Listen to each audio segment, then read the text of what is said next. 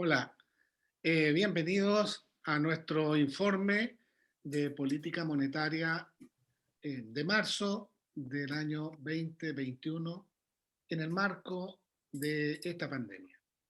Este es el segundo evento que lo hacemos en esta condición. El año pasado, en esta misma época, ya estábamos bajo el flagelo de la pandemia y también eh, tuvimos la oportunidad de conocer el informe de política monetaria. Es que así lo hemos hecho durante los últimos 10 años, a veces presencialmente y estos dos últimos años telemáticamente. Para quienes nos están escuchando y nos están viendo, la Junta del Alto del Maule es una institución, al decir de la Universidad de Harvard, de Michael Porter, es una institución para la colaboración.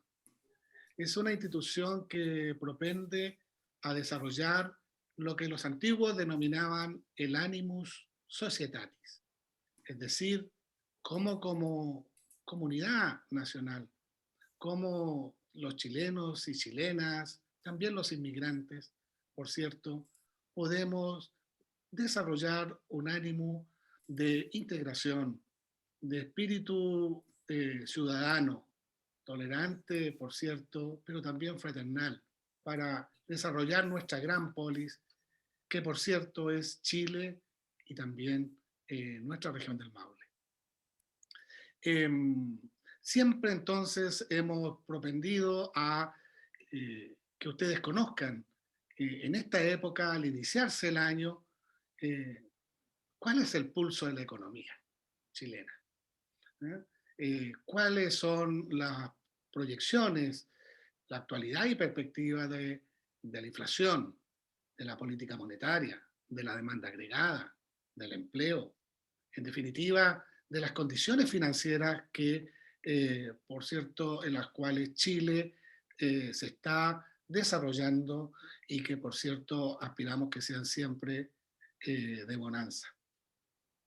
Podrán hacer sus consultas, eh, como pueden ver en su pantalla, abajito, al lado derecho hay preguntas y respuestas, hay una mano para levantar, digamos, sus preguntas, y de esa manera entonces las vamos a leer posteriormente y nuestro invitado y expositor va a responderlas.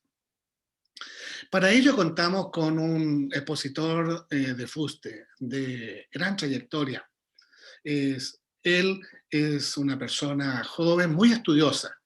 Desde en la carrera de pregrado fue en su universidad, donde estudió ingeniería comercial, el mejor egresado de su cohorte de ese año. Pero además estudió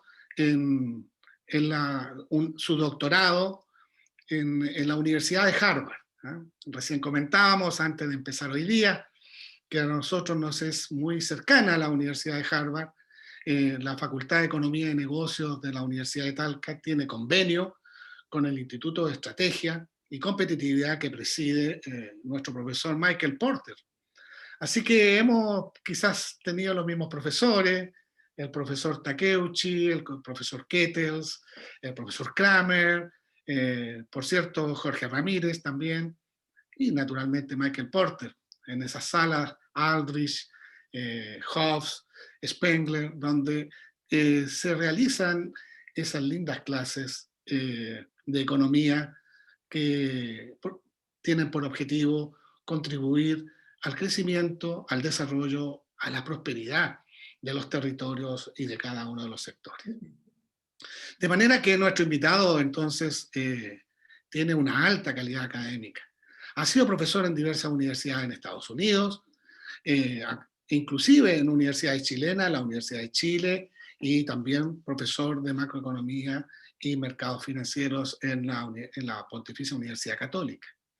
Cuenta con diversas publicaciones en esos dos grandes temas.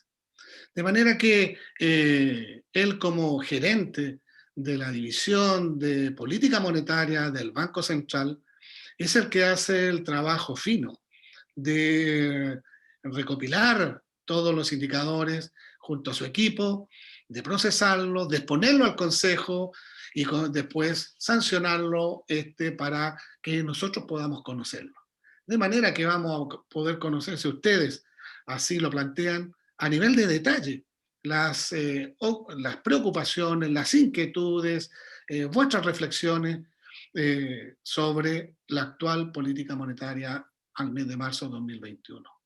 Me he referido a nuestro expositor, a Elías Al-Bagli,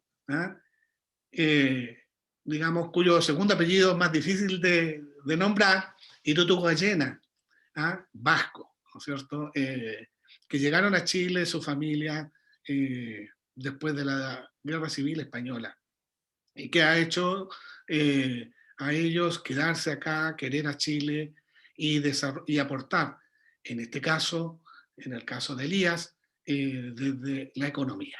Elías, te dejo con la palabra. Bienvenido virtualmente, telemáticamente, ojalá que después sea presencialmente a nuestra región del Maule, y te dejo con la palabra. Muchas gracias, Jorge. Muy generosa tus palabras, te lo agradezco de corazón. Y mi abuela estaría feliz de saber que se nombró su familia. Lo cual también me recuerda de que todos somos migrantes de alguna parte en algún momento del tiempo. Exactamente. Bien, les cuento del IPOM de marzo. Es un IPOM que a mí personalmente me entusiasmó mucho porque es un IPOM que tiene mejores noticias. Y siempre es más fácil contar buenas noticias. Déjenme resumir los mensajes del IPOM antes de entrar a los detalles, para que se queden como con una película previa para ir contrastando los mensajes que les voy pasando después.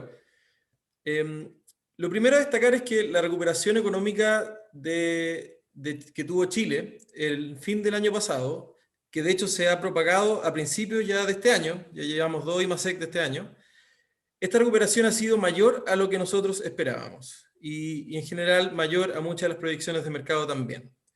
Y lo que esto denota es una mejor adaptación de las personas y empresas a operar bajo restricciones. Recordemos que el año pasado terminó a fines de diciembre, mediados de diciembre, con mayores restricciones producto de la pandemia y de todas maneras los IMASEC de enero y febrero fueron bastante buenos, con recuperación relevante en varios sectores. Lo cual nos deja un mejor punto de partida. Y el punto de partida, por cierto, es importante para las proyecciones de crecimiento que voy a discutir hoy. El segundo elemento que es muy importante en este encuadre macroeconómico es que el escenario internacional, el mundo también está mejor, ¿ya? Tuvo un término de año que, al igual que en el caso de Chile, sorprendió al alza en prácticamente todas las zonas que seguimos. Y también este mejor desempeño a nivel mundial denota, en el fondo, una capacidad de adaptación muy relevante de distintos sectores económicos a operar bajo las restricciones. Recordemos que también a fines del año pasado se vieron segundas olas importantes en Europa, en Estados Unidos, y pese a eso el desempeño económico fue bastante bueno. Ahora, en lo más reciente, además de ese mejor punto de partida para la economía mundial, hay anuncios importantes, en particular anuncios del plan fiscal de Estados Unidos, que es del porte de un buque, ¿cierto? O sea, realmente de una magnitud que no habíamos visto hace mucho tiempo. Y esto ha impulsado las expectativas, ¿ya? De la mano también de un avance relevante del proceso de vacunación. Estas medidas fiscales que se han anunciado han impulsado las expectativas de crecimiento y también los precios de activos y, por supuesto, los precios de commodities, ¿ya? Para el caso nuestro, esto es muy relevante porque de los commodities más favorecidos en esta coyuntura ha sido el cobre. Y esto, cuando nosotros lo ponemos en la balanza, en realidad son prácticamente puros elementos positivos que desde el punto de vista del escenario internacional nos van a entregar un mayor impulso para la economía chilena. Ahora, este mensaje de mayor optimismo contrasta un poco con lo que va a pasar en los próximos meses, literalmente los próximos 2 meses, ¿cierto? Bueno, ojalá que sean 2 meses nomás, pero los antecedentes apuntan a que las mayores restricciones que estamos viendo ahora debieran ser transitorias, ¿ya? y probablemente van a tener menos efecto en la actividad económica que lo que tuvimos hace un año, por ejemplo. Recordemos que hace justo un año, Chile estaba entrando también en un proceso de cuarentena, pero eso era un proceso nuevo, los distintos sectores, las empresas no estaban preparadas para esto, y tuvimos una tremenda contracción del PIB del segundo trimestre. Eso no está en las cartas hoy día, no estamos esperando que las medidas, las restricciones que existen hoy día tengan un impacto semejante a ese. Sí estamos esperando que haya un deterioro de la actividad en los próximos meses por las restricciones, pero no de la magnitud del año pasado. Ahora, a partir del tercer trimestre, voy a mostrar algunos antecedentes que básicamente he tomado de otros países que están un poco más adelantados que nosotros. Estos antecedentes sugieren que la economía debiera estar bastante abierta ya a partir del tercer trimestre. Y eso va a acelerar la recuperación a partir de la segunda mitad de este año. Cuando ponemos estos antecedentes en la balanza, en suma, la proyección del banco para este año de crecimiento para Chile se eleva a un rango entre 6 y 7%. Y este mayor crecimiento va a estar empujado en parte importante por el consumo. Ya voy a hablar un poquito más en detalle del consumo, pero como sabemos, hay una cantidad importante de liquidez en posesión de los hogares, por los retiros de pensiones, por los ahorros que se hicieron el año pasado. Y esto implica que aunque haya una recuperación algo más moderada del mercado laboral, esperamos que haya un repunte del crecimiento mayor a lo que anticipábamos previamente. La inflación, que al final del día es el objetivo del Banco Central, ha fluctuado en torno a 3% y se anticipa una aceleración transitoria a 4% que tiene que ver con componentes volátiles. Y esto lo quiero resaltar porque, dado el marco política monetaria que tiene el Banco Central, que en el fondo tiene una meta de inflación que no es que responda a la inflación de hoy, sino lo que hace es que, en el fondo, cómo cumplimos el mandato de estabilidad de precios, lo que tratamos de hacer es que nuestra proyección de inflación a 2 años plazo, dada la situación económica que se está configurando, sea 3%. No la inflación de hoy, sino que a 2 años plazo sea 3%. Por eso que es importante hacer proyecciones y por eso que es importante comunicar estas proyecciones en el IPOM. Entonces, lo que nosotros estamos evaluando es que en la actual coyuntura, la inflación va a acercarse a 4% por elementos volátiles, pero a mediano plazo, a estos 2 años que son nuestro objetivo, la inflación va a estar dominada por las holguras de la economía y esas holguras no se van a cerrar. Ya pese a que la actividad se está recuperando más rápido y hemos elevado la proyección de crecimiento, las holguras de la economía, que son, por ejemplo, evidentes en el mercado del trabajo, son evidentes en algunos sectores que van más rezagados, eso va a perdurar. Y eso es lo que implica es que para poder cumplir esta meta de inflación de 3% en el mediano plazo, el Banco Central tiene que mantener una política monetaria altamente expansiva. ¿Qué es lo que significa eso? Significa que va a mantener su tasa política monetaria en el mínimo de 0,5% que está hoy, hasta que esta recuperación se afiance y se propague a los componentes del gasto que están más rezagados. Y esto, bueno, uno nunca sabe exactamente cuánto va a demorar, entonces uno construye escenarios. Pero en el escenario central, en el escenario base de este IPOM, se estima que esto va a tomar aún varios trimestres. Y de hecho el presidente del banco en una entrevista que hizo el diario La Tercera, si mal no recuerdo, el domingo pasado, fue un poco más explícito, ¿ya? Y en el fondo comunicó que él no esperaba que hubieran alzas de tasa durante este año. ¿Ya? Fue un poquito más preciso en el mensaje de política monetaria. Bien, ese es el resumen. Comienzo un poquito con los antecedentes que fundamentan esta visión. Comencemos con la evolución de la pandemia, ¿ya? Y 2 dimensiones importantes de la pandemia. La primera es, bueno, lo más natural, los contagios, cómo evolucionan los contagios. Eso se muestra en el gráfico de la izquierda de esta lámina. Vemos que en muchas jurisdicciones la pandemia se aceleró hacia fines del año pasado, donde destacaba el caso de Estados Unidos, que la pandemia parecía prácticamente fuera de control, mientras que América Latina tenía un desempeño un poquito mejor. Pero en lo que va del año, esto se ha revertido, ¿cierto? Estados Unidos ha bajado su nivel de contagio. Recordemos que Estados Unidos, como muestra el gráfico de la derecha, es uno de los países que también está bastante avanzado en el proceso de vacunación, y eso ha ido reduciendo los contagios. En Europa, por el otro lado, sabemos que Europa ha empezado tarde. han tenido varios traspés con la negociación de la vacuna, y lo que ha ocurrido es que pese a que han habido nuevos confinamientos, los casos se han vuelto a acelerar en Europa. En América Latina las cosas no se ven bien en lo más reciente, particularmente llamativo el caso de Brasil, donde la pandemia está prácticamente fuera de control. Bueno, y en general la zona no lo está haciendo muy bien en lo más reciente en términos de casos. Lo que muestra la lámina el panel de la derecha de esta lámina es que Chile está en el top 5 de vacunación. Y eso es un logro realmente notable que hay que destacar, porque de hecho va a ser muy importante en el encuadre macroeconómico y en los argumentos que yo voy a desarrollar en el resto de la presentación. Chile, de hecho, aventaja, si consideramos las 2 dosis, de la vacuna entregada, aventaja al Reino Unido, y solamente, dentro de los países de mayor tamaño solamente está detrás de Israel. Entonces realmente un desempeño muy notable en el caso de la vacunación en Chile.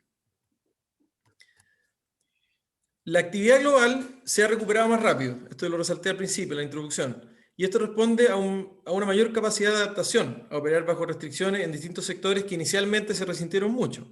Esos sectores se han adecuado, las empresas han intensificado sus ventas online, o han tomado distintas medidas para poder, incluso los sectores de servicios, para poder atender a público bajo las restricciones.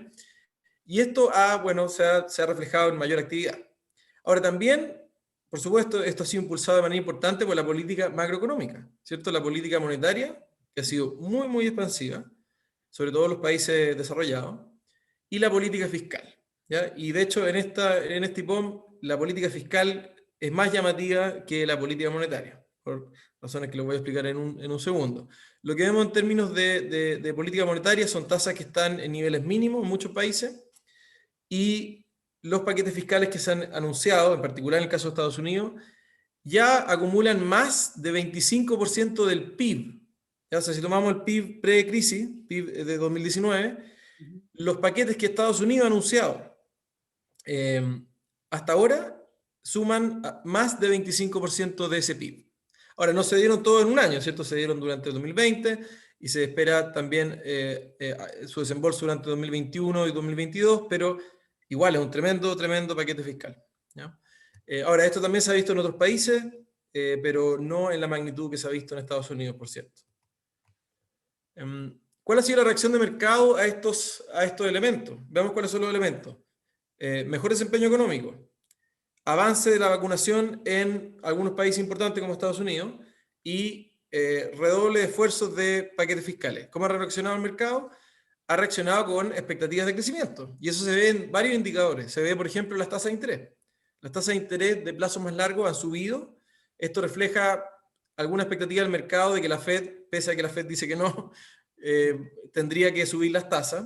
Eso se ve, no está mostrado en este gráfico, pero uno puede verlo de otros indicadores. El mercado está anticipando que la Fed va a subir tasas un poquito antes.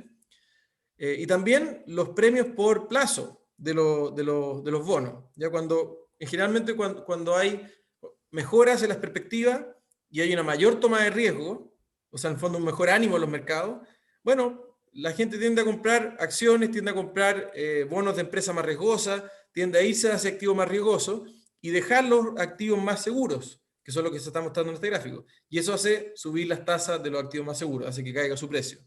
Entonces, en el fondo, esta alza de tasa no está reflejando malas noticias, todo lo contrario. Está reflejando una mayor perspectiva de crecimiento y un mayor apetito por riesgo por parte de los mercados, ¿ya? Y eso, de hecho, se verifica en el gráfico de más a la derecha, donde les estoy graficando cómo ha sido la evolución de las bolsas en Chile, en América Latina y en el promedio entre países desarrollados y también de manera separada los países emergentes. Entonces vemos que en general desde el principio de año las bolsas han subido, ¿ya? Ha habido algún retroceso, lo más reciente en varios países emergentes, pero en el caso de Chile y de economías desarrolladas, la bolsa en general ha tenido un muy buen desempeño durante el año. Ahora, el gráfico del medio también muestra que esta alza de tasa que se vio en Estados Unidos, por cierto que se traspasa a otros mercados, estos mercados están integrados, hay algún grado de arbitraje. ¿Y eso qué implica? Bueno, implica que los países que no tienen tan buenas perspectivas de crecimiento, porque no van adelantado la vacunación, porque la pandemia está fuera de control, porque no tienen grandes perspectivas de vacunar a la población durante este año o el próximo, esos países igual enfrentan alza de tasa. Entonces, para esos países el alza de tasa es un problema. No es así para el caso de Chile, por lo menos no en nuestro escenario base, porque Chile, como les voy a mostrar, sí tiene una perspectiva de recuperación que temporalmente, digamos, se parece un poco más a la de Estados Unidos. No quizás la misma magnitud, pero sí como en la temporalidad. El desarrollo de la crisis también se ha reflejado en el comportamiento del comercio internacional. Esta crisis ha sido, de alguna manera, bueno, en varias dimensiones ha sido una crisis extraña, una crisis distinta a las otras, ¿cierto? Y por el lado del comercio se ha visto reflejado, en el sentido de que generalmente en las crisis el consumo de bienes durables se vuelve mucho más lento, ¿cierto? Menos dinámico. Y eso hace que el comercio se resienta mucho, el comercio internacional de bienes se resienta mucho. En esta crisis ocurrió lo contrario. La gente ha tendido a consumir más las cosas que puede consumir, que no son intensivas en interacciones personales, que son justamente bienes de consumo durable. Y se ha retraído, relativamente hablando, desde los servicios. Entonces, cuando miramos el comercio, vemos que el comercio internacional, después de una breve caída a principios de la pandemia, tuvo un repunte importante. ¿Y por qué les cuento esto? Porque, bueno, el buen desempeño del comercio internacional, sumado a las buenas perspectivas, a las mejores perspectivas para la economía internacional, que ya vimos reflejadas en los precios de activos, por ejemplo, también se han reflejado en buenas perspectivas para las materias primas. Y eso es lo que muestro en el gráfico de la derecha, donde se ve el cobre, en particular, subiendo de manera muy, muy rápida. Me acuerdo cuando estaba en mis vacaciones en febrero, y un colega del banco me mandaba los WhatsApp de que el precio del cobre había superado los $4, y no se podía creer. Pero bueno, vemos que esa tendencia se ha mantenido, y de hecho en el IPOM tenemos proyecciones de precio de cobre bastante mayores para los próximos 2 años. Eso se lo voy a mostrar en un minuto. El mercado laboral, después de caer de manera rápida a principio de la crisis, también se ha recuperado, pero esa recuperación ha sido un poco más rezagada que la actividad. Eso no es un fenómeno extraño, en general las fluctuaciones cíclicas tienen un poco esa dinámica, y tampoco ha sido igual en todos los lugares, ¿ya? O sea, esto un poco refleja cuáles son las políticas de seguridad social que tienen los países y cómo reaccionaron a la crisis. Por ejemplo, en la eurozona se ve que el empleo prácticamente no cayó muy poquito, mucho menos que el PIB. Y eso se explica porque muchos países, los principales países del bloque de la zona euro, en el fondo lo que hicieron fue pagarle a las empresas los sueldos de las personas directamente. Entonces las empresas no echaron gente y el mercado laboral se vio poco resentido. Ahora, igual se resintió algo y la recuperación, como pueden ver ahí, ha sido un poco más lenta que de la actividad. En el caso de Estados Unidos, que es un país que funciona un poco más parecido, si quieren, a Chile en ese sentido, donde la provisión de seguridad social no es tan extensa como en Estados Unidos, como en Europa, se vio algo distinto. El mercado laboral se afectó de manera muy significativa al principio, se destruyeron muchos empleos, pero de la misma forma tendieron a rebotar en el tercer y cuarto trimestre. Ahora, igual si lo perciben en el gráfico de más a la izquierda, se ve una brecha relevante. La actividad se ha recuperado más rápido en Estados Unidos que el empleo. Y vamos a ver que en el caso de Chile también es verdad esto. Y bueno, de hecho eso se muestra también en el gráfico para el caso de América Latina, para el promedio de Brasil, Chile, Colombia, México y Perú. Y ahí se ve que también se verifica este gap, esta brecha entre la recuperación de la actividad, que ha sido relativamente rápida, pero no así tanto para el caso del empleo, ya que se ha recuperado un poco más lento. Ahora, esta combinación de antecedentes en general positivos eleva las proyecciones de crecimiento de nuestros socios comerciales y también eleva la proyección de términos de intercambio que se hace en este IPOM de marzo. Y estos ambos antecedentes, como los dos suman, ¿cierto?, van a contribuir de manera favorable a tener un mayor impulso externo para la economía chilena. Entonces, en este gráfico se muestra en los distintos paneles, por ejemplo, el de más a la izquierda, cómo se ha ido elevando la proyección de crecimiento para nuestros socios comerciales y algunos de estos socios comerciales de manera más específica. En el caso de Estados Unidos, por ejemplo, de China, de América Latina, podemos ver cómo IPOM tras IPOM hemos ido elevando las proyecciones acumuladas, perdón, las proyecciones para el año 2021. Fíjense en el caso de Estados Unidos, las proyecciones pasaron de en torno a 3% a casi 7%. ¿Ya? Esta semana están las reuniones del Fondo Monetario, y el Fondo Monetario también tiene proyecciones, acaba de mostrar sus proyecciones para Estados Unidos, están algo parecido a lo que tenemos nosotros, 6,5 creo, un poquito más abajo. Pero esto lo que implica es que nuestros socios comerciales, no solamente Estados Unidos, van a crecer con más fuerza este año de lo que pensábamos previamente. En el caso de las materias primas, en particular del cobre, estamos asumiendo precios que son en torno a 20-25% mayores a lo que pronosticábamos incluso hace unos meses atrás, en diciembre. ¿Cuáles son estos antecedentes que soportan el precio del cobre? Hay algunas cosas que son un poco transitorias, como por ejemplo las condiciones financieras que siguen muy favorables, el nivel del dólar. Estas cosas podrían cambiar, podrían no ser tan persistentes, pero hay un factor que es más persistente, que es interesante y que es relativamente nuevo, que tiene que ver con una transición algo más rápida, al parecer, hacia una economía una economía mundial me refiero, que tiene una matriz energética más sustentable. ¿Ya? En el fondo, lo que está reflejando el precio del cobre, en parte, son mejores perspectivas para la industria de automóviles eléctricos, de construcción de paneles solares, de, en fin, distintas fuentes de energía renovable. Pasemos a la economía local. Este gráfico muestra el principal indicador de alta frecuencia de la actividad, que es el IMASEC, ¿cierto? El índice mensual de actividad económica. Y se muestra el IMASEC total, que está en la línea roja, así como el IMASEC de distintos sectores. Por ejemplo, el sector minero, la industria manufacturera, los sectores de servicio, puesto todos juntos, y el comercio. ¿Qué es lo que se ve en este gráfico? Primero, lo que se ve es que, bueno, como le adelantaba al principio, el nivel de actividad económica ya prácticamente ha vuelto a los niveles previos a la pandemia. Ahora, recordemos que esos niveles eran un poco más bajos que producto del estallido social que vivimos a fines del 2019, eso también afecta a la economía. Pero considerando desde el inicio de la pandemia, los niveles de actividad básicamente se han recuperado en los últimos meses a esos niveles. ¿Ya? Ahora, esto ha sido con una gran heterogeneidad sectorial, por cierto. El sector que lejos más ha contribuido a esto es comercio. Tuvo una fuerte caída a principios de año, pero un repunte igualmente notable y de hecho superó los niveles de la mano de los retiros de fondos de pensiones, que por supuesto estimularon el consumo, y también de las transferencias fiscales que fueron más significativas en la segunda parte del año pasado. Ahora, en otros sectores, la recuperación ha demorado más, ¿ya? Pero igual ya se ve una recuperación en los últimos meses. Por ejemplo, el sector de servicio.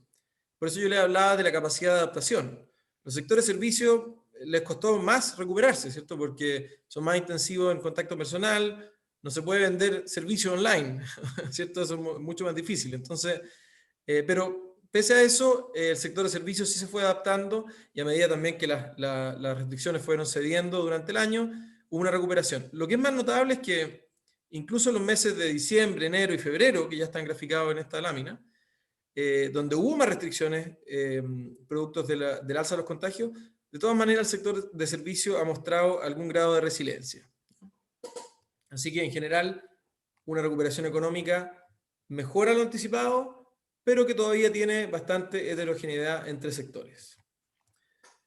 Esta lámina da algunos antecedentes, si les interesa pueden mirar el IPOM, uno de los recuadros del IPOM, donde se discute esto en mayor profundidad. ¿Y qué es lo que muestra esta lámina? Muestra cómo la actividad global para la economía chilena, el IMASEC general, pero también algunos sectores como comercio, la construcción, por ejemplo, se han ido adecuando a la pandemia a medida que pasó el año. ¿Ya? ¿Y cómo se muestra esto? Básicamente lo que tiene esta lámina es, en el gráfico de la izquierda, tiene dos líneas. ¿Ya? Una línea que indica la fase promedio de las restricciones. Entonces, previo a la crisis, eso está normalizado como en 5, es como que no, en términos del plan paso a paso, es como que está toda la economía abierta, ¿cierto? Y a medida que empieza a caer la crisis, ahí por mediados de marzo del año pasado, obviamente esto se empieza a restringir. Entonces pasamos a fases más estrictas, ¿cierto? A fases que son equivalentes entre la fase 3 y la fase 2 a nivel nacional respecto a los parámetros de hoy. ¿Y qué ocurrió? Bueno, la actividad se resintió mucho. Eso se ve con claridad en el gráfico de la izquierda y también en el de la derecha. Se resintió mucho en todos los sectores. Pero a medida que pasó el año, hubo una mejora de la apertura de la economía, pero después nuevas restricciones. Eso es lo que se ve en la línea amarilla, por ejemplo. Pero pese a esas nuevas restricciones, la actividad sí mostró una capacidad de adaptación importante. Así que pueden ver más detalle en el recuadro. Se hace este mismo tipo de análisis no solamente para sectores económicos, sino que para regiones. Así que puede ser de especial interés para, en el caso de esta charla.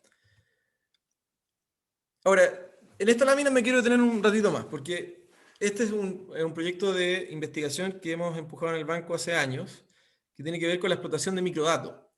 Entonces quiero resaltar la importancia de tener microdatos para hacer buen análisis económico y sobre todo análisis económico oportuno, cuando se necesita y no 2 años después cuando llega la información definitiva. ¿Qué es lo que muestra esta lámina? Esta lámina está construida a partir de los registros del Servicio de Impuesto Interno. Cuando las empresas generan venta, Chile es de los pocos países en el mundo, me atrevería a decir que el único, donde esas ventas dejan se registran en forma automática, en tiempo real, en los servidores del servicio, porque todas las empresas están obligadas a emitir una factura electrónica, ¿cierto? Y esto lo que nos ha permitido es tener un tracking muy bueno de la actividad económica en tiempo real, pero no solamente de la economía agregada, sino que a nivel de empresas. Eso es lo que tiene interesante los microdatos. ¿Y qué es lo que muestra esta lámina? Muestra que el número de empresas que operan en Chile, a partir del año 2015, ¿cierto? Tiene sus fluctuaciones, tiene algún grado de estacionalidad, etcétera, pero en general tiene una tendencia creciente. Y a partir de marzo del año pasado, cuando empieza la crisis, el número de empresas que reportan ventas mayores a cero, eso es lo que está graficado acá, cae de manera muy importante, ¿ya? O sea, lejos la caída más grande de la serie. En el fondo, empresas que en ese momento parecía que habían cerrado, literalmente no tenían ventas de cero. Y lo que vemos es que desde mitad del año pasado hacia adelante, ese número empieza a recuperarse. Entonces el gráfico de la derecha da un poco más detalles de por qué se da esta recuperación en el número de empresas. Y lo descompone en los siguientes componentes. Primero, la línea roja muestra las empresas, el número de empresas, que en algún momento del año pasado dejaron de reportar ventas por un periodo prolongado, por más de 3 meses. Porque igual en los datos hay ruido, hay empresas que a veces no reportan un mes, pero es porque quizás no venden todos los meses. Pero estas son empresas que dejaron de operar por 3 meses, o sea, es más significativo. Entonces pueden ver que el número de empresas que en algún momento dejó de operar el año pasado llega a niveles bastante significativos, en torno a 350.000 empresas, y eso es la barra roja. Sí. Pero las barras positivas, las verdes y las amarillas, muestran qué es lo que ocurre por el lado de la creación de empresas, ¿cierto?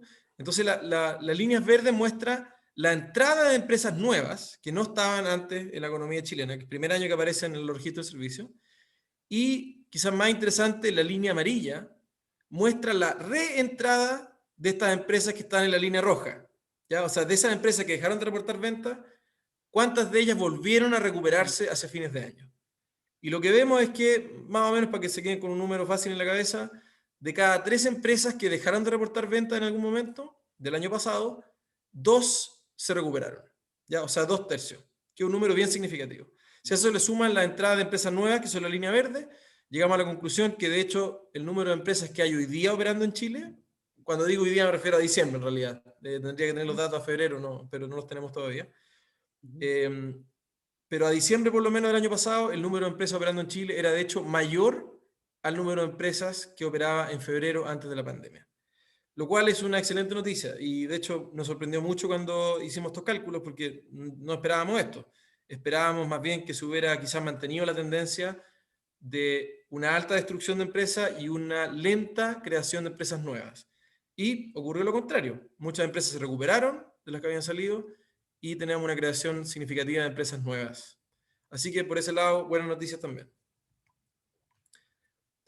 Pasemos a la parte del encuadro nacional que es un poco menos positiva, que tiene que ver con el mercado laboral. ¿ya? Como les mostré en el caso de otros países, el empleo en Chile está rezagado respecto a la actividad. Y como muestra el gráfico de la izquierda, este rezago no es homogéneo, ¿ya? Igual como se veía que el repunte de la actividad no era homogéneo, el repunte del mercado laboral no ha sido homogéneo, ¿cierto? Los sectores donde más se ha resentido el empleo, más o menos natural, ¿cierto? Intuitivo, son los sectores de servicio, que requieren mayor interacción personal. Ahí se ha perdido mucho empleo, ¿ya? La parte de comercio, el empleo también se resintió, pero se ha recuperado. Y, por ejemplo, en el sector de la construcción, también, de hecho, se resintió más el empleo, pero ha demostrado una recuperación importante hacia el final de la muestra, que es en enero de este año. Cuando sumamos los números agregados, y es lo que se muestra en el gráfico de la derecha, lo que vemos es que todavía hay en torno a una destrucción neta, comparada con el año pasado, antes de la pandemia, de aproximadamente 900.000 empleos, ¿ya? O sea, todavía quedan 900.000 empleos por recuperar. Entonces, esto es un contraste con lo que les mostraba de la actividad, porque la actividad, ya vemos que el IMASEC de febrero, ¿cierto?, está llegando ya a los niveles prepandemia, pero el mercado laboral todavía le queda casi 1 millón de empleos, que es como un 10% de la fuerza de trabajo, por recuperar. Ahora, cuando nosotros miramos los indicadores de desempleo, eso no está totalmente reflejado, ¿cierto? Porque y eso es lo que se muestra en esta lámina, que casi tan grande como la destrucción de empleo ha sido el aumento de la inactividad. Entonces, ¿qué implica esto? Que cuando se le va a hacer una encuesta a una persona, de la gran mayoría de gente que perdió su empleo, en las encuestas todavía declaran que son inactivos, que no están buscando empleo, y por lo tanto no aparecen como desempleados.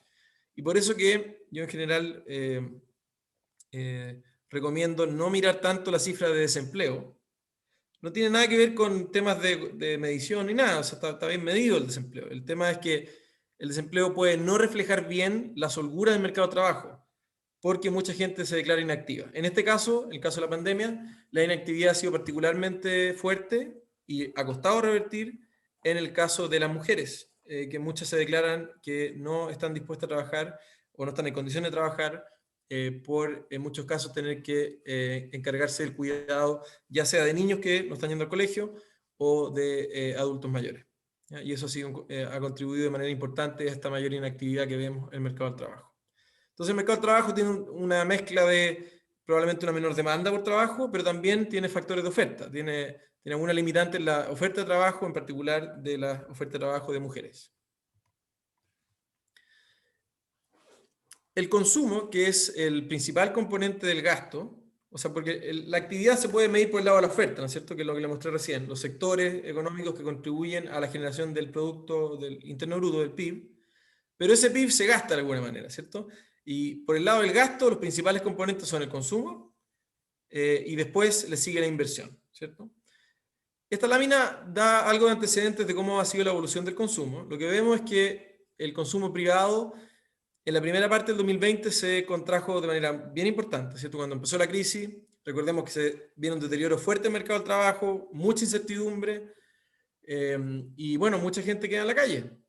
No solamente empleos formales que se destruyen, sino que también empleos informales, cuenta propia, generalmente tiende a aumentar en las recesiones, el empleo en cuenta propia, cayó de manera muy importante en esta crisis, ¿cierto? Entonces el consumo se vio muy resentido inicialmente, pero a medida que empezó a llegar la liquidez que acompañó al primero y segundo retiro de pensiones, específicamente el primero para el año pasado, el segundo fue después de eso, lo que vemos es una recuperación del consumo. Y como pueden ver, esa recuperación tampoco es homogénea, ¿cierto? Porque ha sido mucho más sesgada a bienes, que son justamente el tipo de componentes del consumo que son menos afectados por la pandemia. Mientras que el consumo de servicio, por ejemplo, que es de hecho la parte que más pesa en el consumo, el componente de servicio tuvo una recuperación, pero no a niveles prepandemia, o sea, todavía sigue con mayor debilidad, ¿cierto? El gráfico de la derecha, la tablita de la derecha, lo que muestra es una estimación interna, ¿ya? Esta estimación tiene varios supuestos, etcétera, no son datos, ¿ya? Pero es una estimación, es la mejor estimación que tiene el banco, de cuánta de la plata que se retiró de los fondos de pensiones, del primer y segundo retiro, se ha gastado. ¿Y en qué está esa plata hoy día? ¿Ya? Entonces, de acuerdo a estas aproximaciones, nuestra estimación es que un 15% aproximadamente del total retirado se ha consumido, ¿ya? Hay un veintitantos por ciento que no está identificado, así que también se podría sumar al consumo, pero no lo tenemos identificado, ¿cierto? Y tenemos un poquito más de un 60% que está en algún tipo de ahorro. Puede estar en el colchón de las personas, ¿cierto? No, la parte que está en el colchón estaría en la parte sin identificar. Pero vemos mayores saldos de cuentas vistas y cuentas corrientes, que este aumento calza muy bien con los retiros de pensiones. Vemos algunos ahorros más tradicionales, vemos también algún componente de esto que se fue el ahorro previsional, al APB, y también ahorro para la vivienda, y por cierto, algo de reducción de deudas, de morosidad y reprogramación de deudas. También se gastó plata para ponerse al día con las deudas. Ese es un poco el destino de los dineros retirados. ¿Y por qué es importante esto para el encuadre? Porque si estimamos que hay al menos, quizá un poquito más, pero al menos un 60% de la plata que no se ha gastado, bueno, el impulso del consumo todavía tiene para un buen rato. O sea, no es que se haya agotado esto y el próximo año vamos a tener el consumo planchado. Todo lo contrario, esperamos una expansión relevante del consumo el próximo año, como les voy a mostrar un poquito más adelante. La inversión también ha tenido una recuperación, pero una recuperación un poco más lenta, ¿ya? En particular, la parte de construcción se vio bastante resentida por las restricciones. La construcción le costó adaptarse a las restricciones. Y la inversión terminó cerrando el año pasado con una contracción importante de más de 11%. Ahora, lo más reciente, las noticias también son algo más optimistas en este sentido, porque vemos que tanto la bolsa como las expectativas empresariales que se miden en distintas encuestas, aquí se muestra la del IMSE, esas expectativas se han ido recuperando en los últimos meses, ¿ya?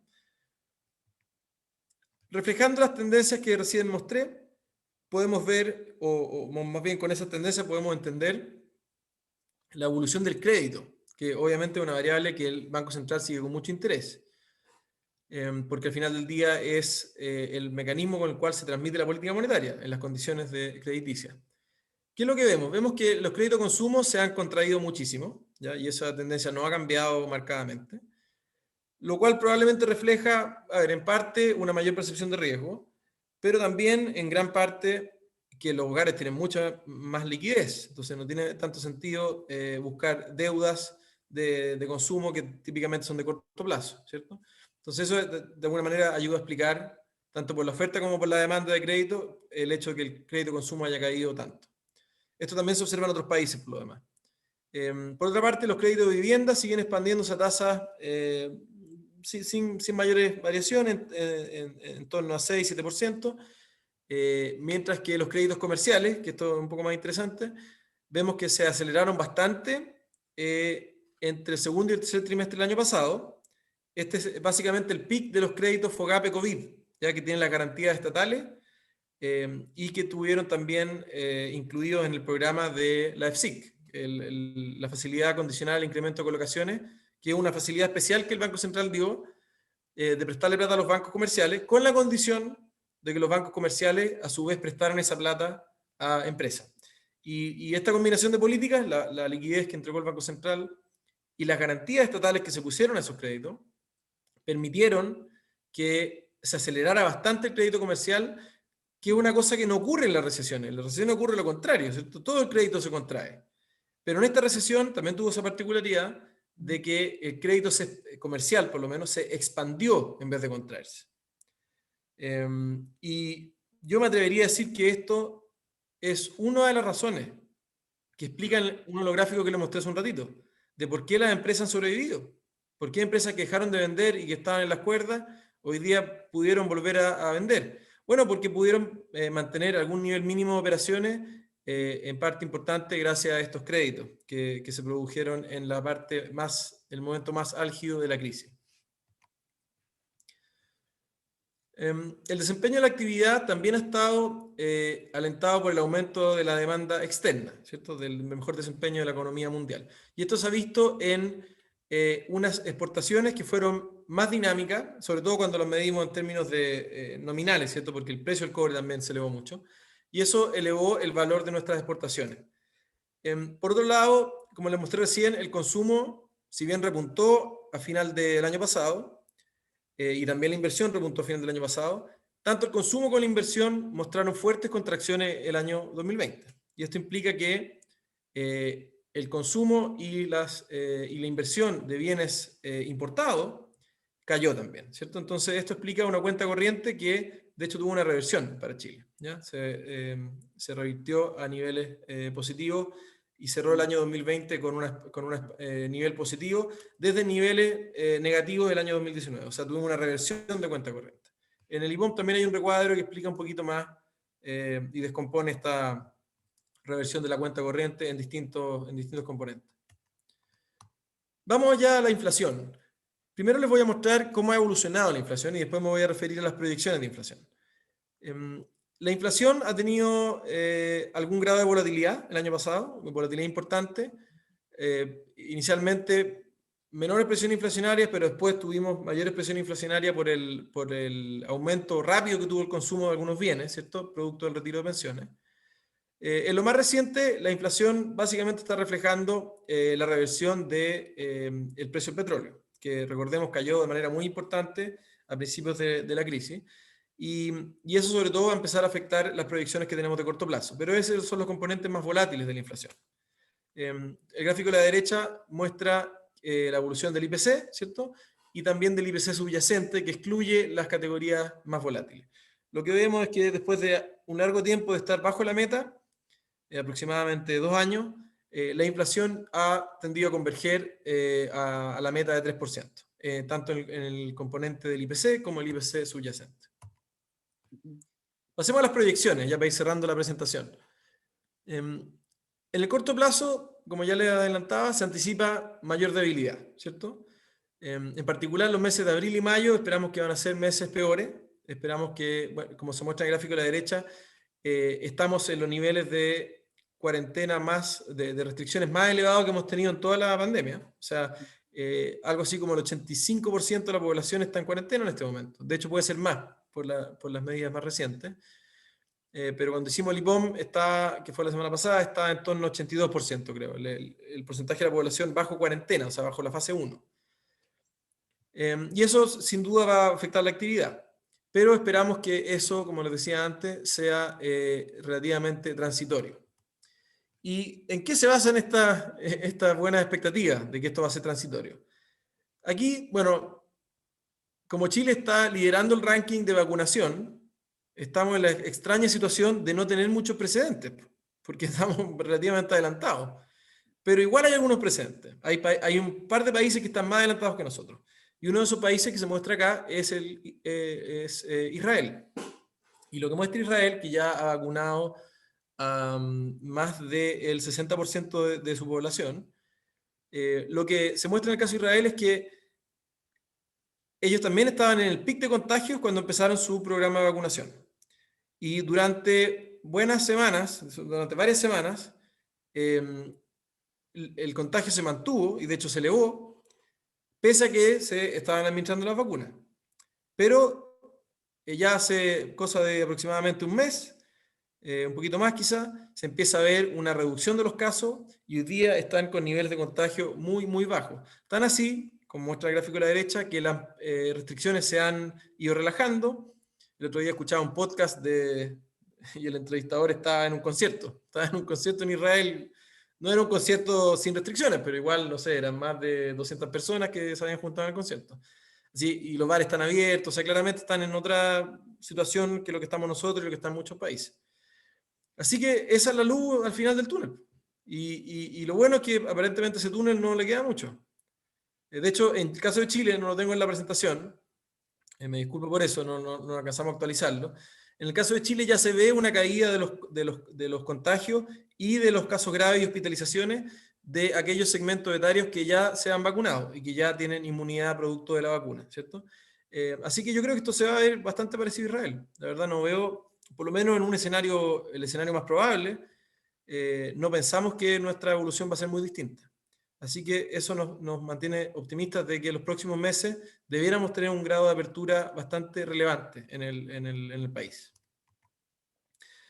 Estos antecedentes, por lo tanto, un mejor escenario externo, una economía que debiera reabrirse empezando el segundo semestre y la mayor capacidad de adaptación que ha ido mostrando la economía chilena, llevó al banco a realizar proyecciones de mayor crecimiento para este año. Este año esperamos que la economía crezca entre 6 y 7%.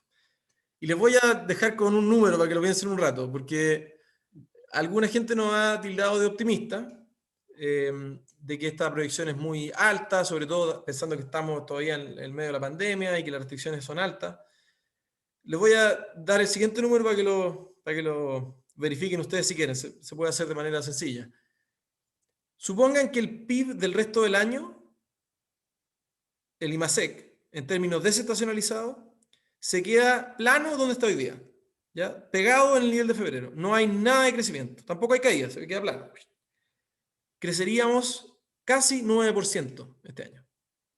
Si el PIB se queda ya donde está, casi 9%, creo que 8,8 es la cifra exacta. Obviamente nosotros no estamos anticipando eso, estamos anticipando que la economía se va a contraer en los próximos meses y que después va a haber una recuperación, pero esa recuperación no va a ser tal para llegar a ese número. O sea, estamos proyectando algo en torno a 6,5%, entre 6 y 7%.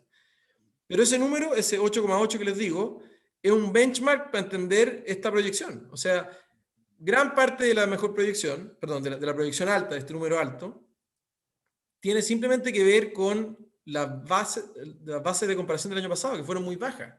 Tuvimos una contracción de 14% o 15% el segundo trimestre del año pasado. Entonces, bueno, cuando esas son las bases de comparación, no es difícil crecer a tasa elevada, ¿ya? Eso explica por qué la cifra es alta en general. Y por qué es un poco más alta de lo que esperábamos en diciembre, tiene que ver con los antecedentes que estaba presentando hoy día, ¿ya? Pero ese número es bueno para tenerlo en mente. ¿Qué pasaría si la economía no creciera más, se quedara a los niveles actuales pegada por el resto del año? Y ese es un número de 8,8% de crecimiento. Ahora, pese a estas predicciones de crecimiento algo más elevadas para este año, dado los antecedentes que he resumido, si ponemos un poquito más de perspectiva en la situación en que nos encontramos como país, por lo menos en la parte económica de esta situación, ¿cierto? Lo que vemos es que el PIB, el nivel de actividad y probablemente el empleo se va a mantener rezagado respecto a la trayectoria que nosotros proyectábamos, por ejemplo, en el IPOM de septiembre del 2019, o sea, previo al estallido social, previo al COVID. Esa es la línea amarilla que se muestra en este gráfico.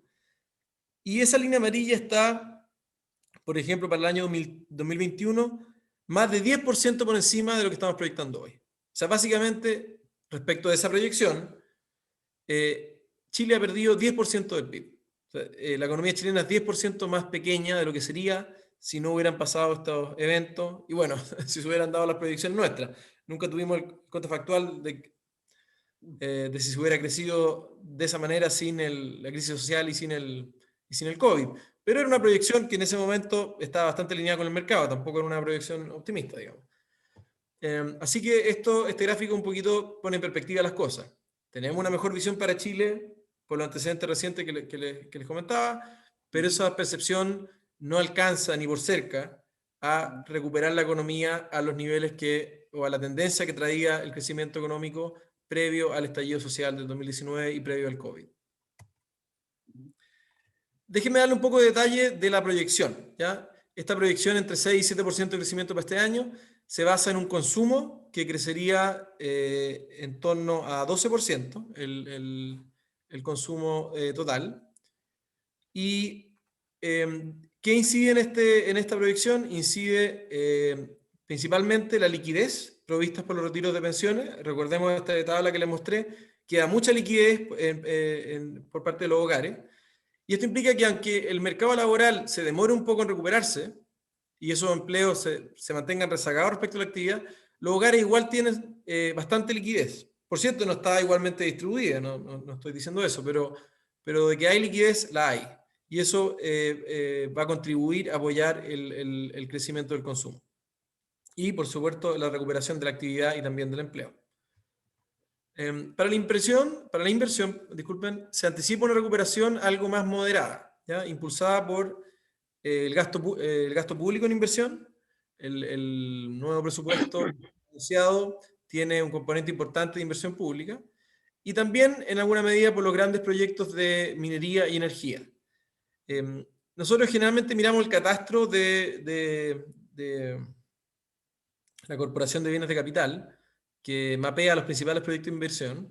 Todavía no se ve una recuperación muy grande de proyectos grandes, ¿cierto?, en ese catastro, pero nosotros anticipamos de que en las próximas mediciones debieran comenzar a aparecer nuevos proyectos, porque claramente las perspectivas del sector minero, también del sector energético, han ido mejorando. Así que la proyección tiene implícito alguna mejora en esos sectores.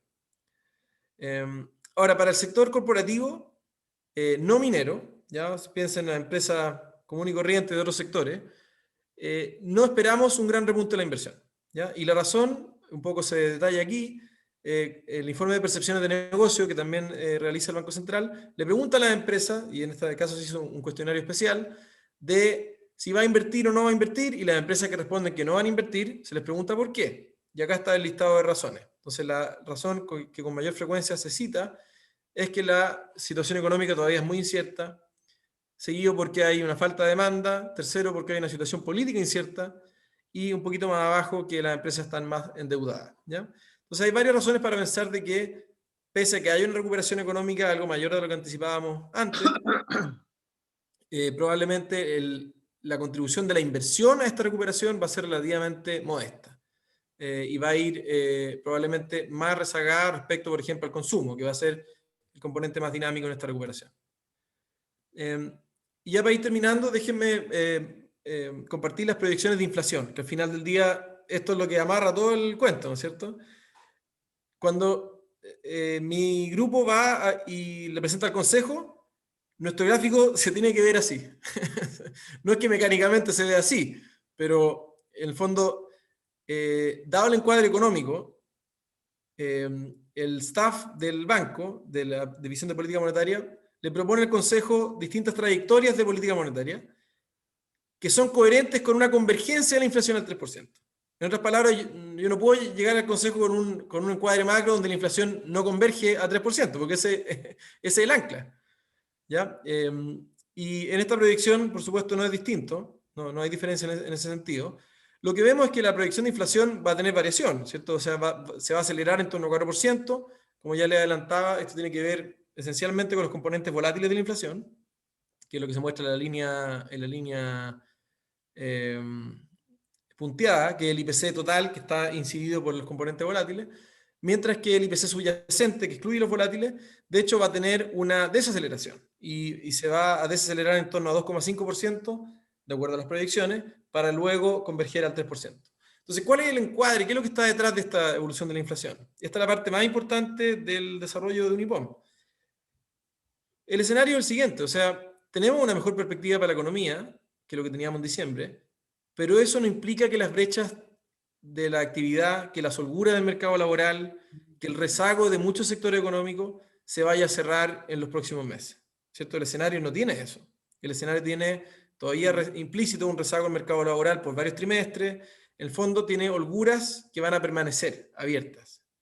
Y esas holguras lo que hacen es que, pese a que la inflación en el corto plazo puede estar en torno a 3, esa inflación tendería a desacelerarse si es que el Banco Central no continúa apoyando la recuperación con una política monetaria expansiva. Entonces, este es como el mensaje de esta figura, ¿cierto? Que dice, para que la inflación converja, dado que las holguras de la economía van a hacer que ésta se desacelere, es necesario que el banco continúe apoyando la recuperación con una política monetaria expansiva. Déjenme ir directamente a esa política monetaria expansiva, porque creo que ya me excedí un poquito en el tiempo.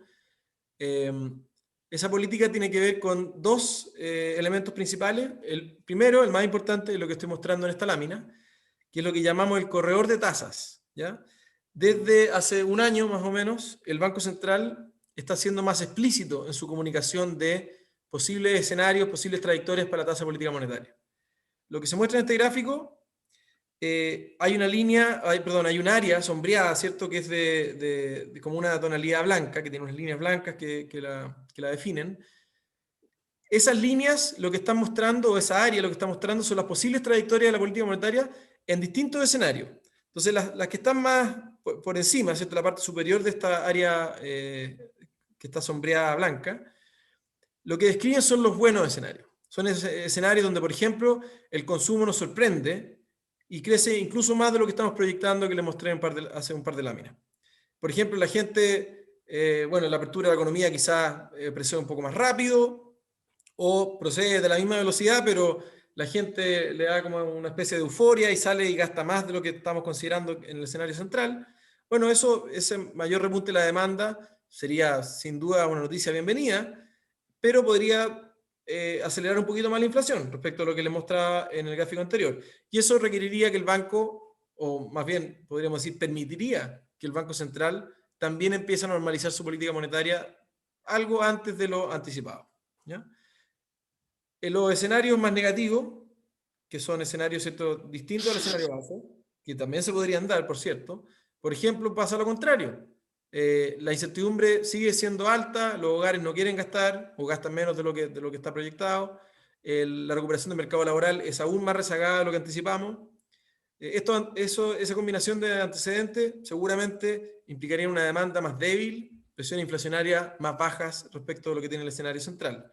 Y eso, por cierto, implicaría que el Banco Central tendría que cambiar su comunicación de tasa y probablemente seguiría con tasas bajas por bastante más tiempo. Entonces, si se fijan, la parte inferior de este corredor, de hecho, que está construida con un escenario específico, un escenario de mayor debilidad económica, tiene que la TPM permanece en 0,5 prácticamente por los próximos 2 años.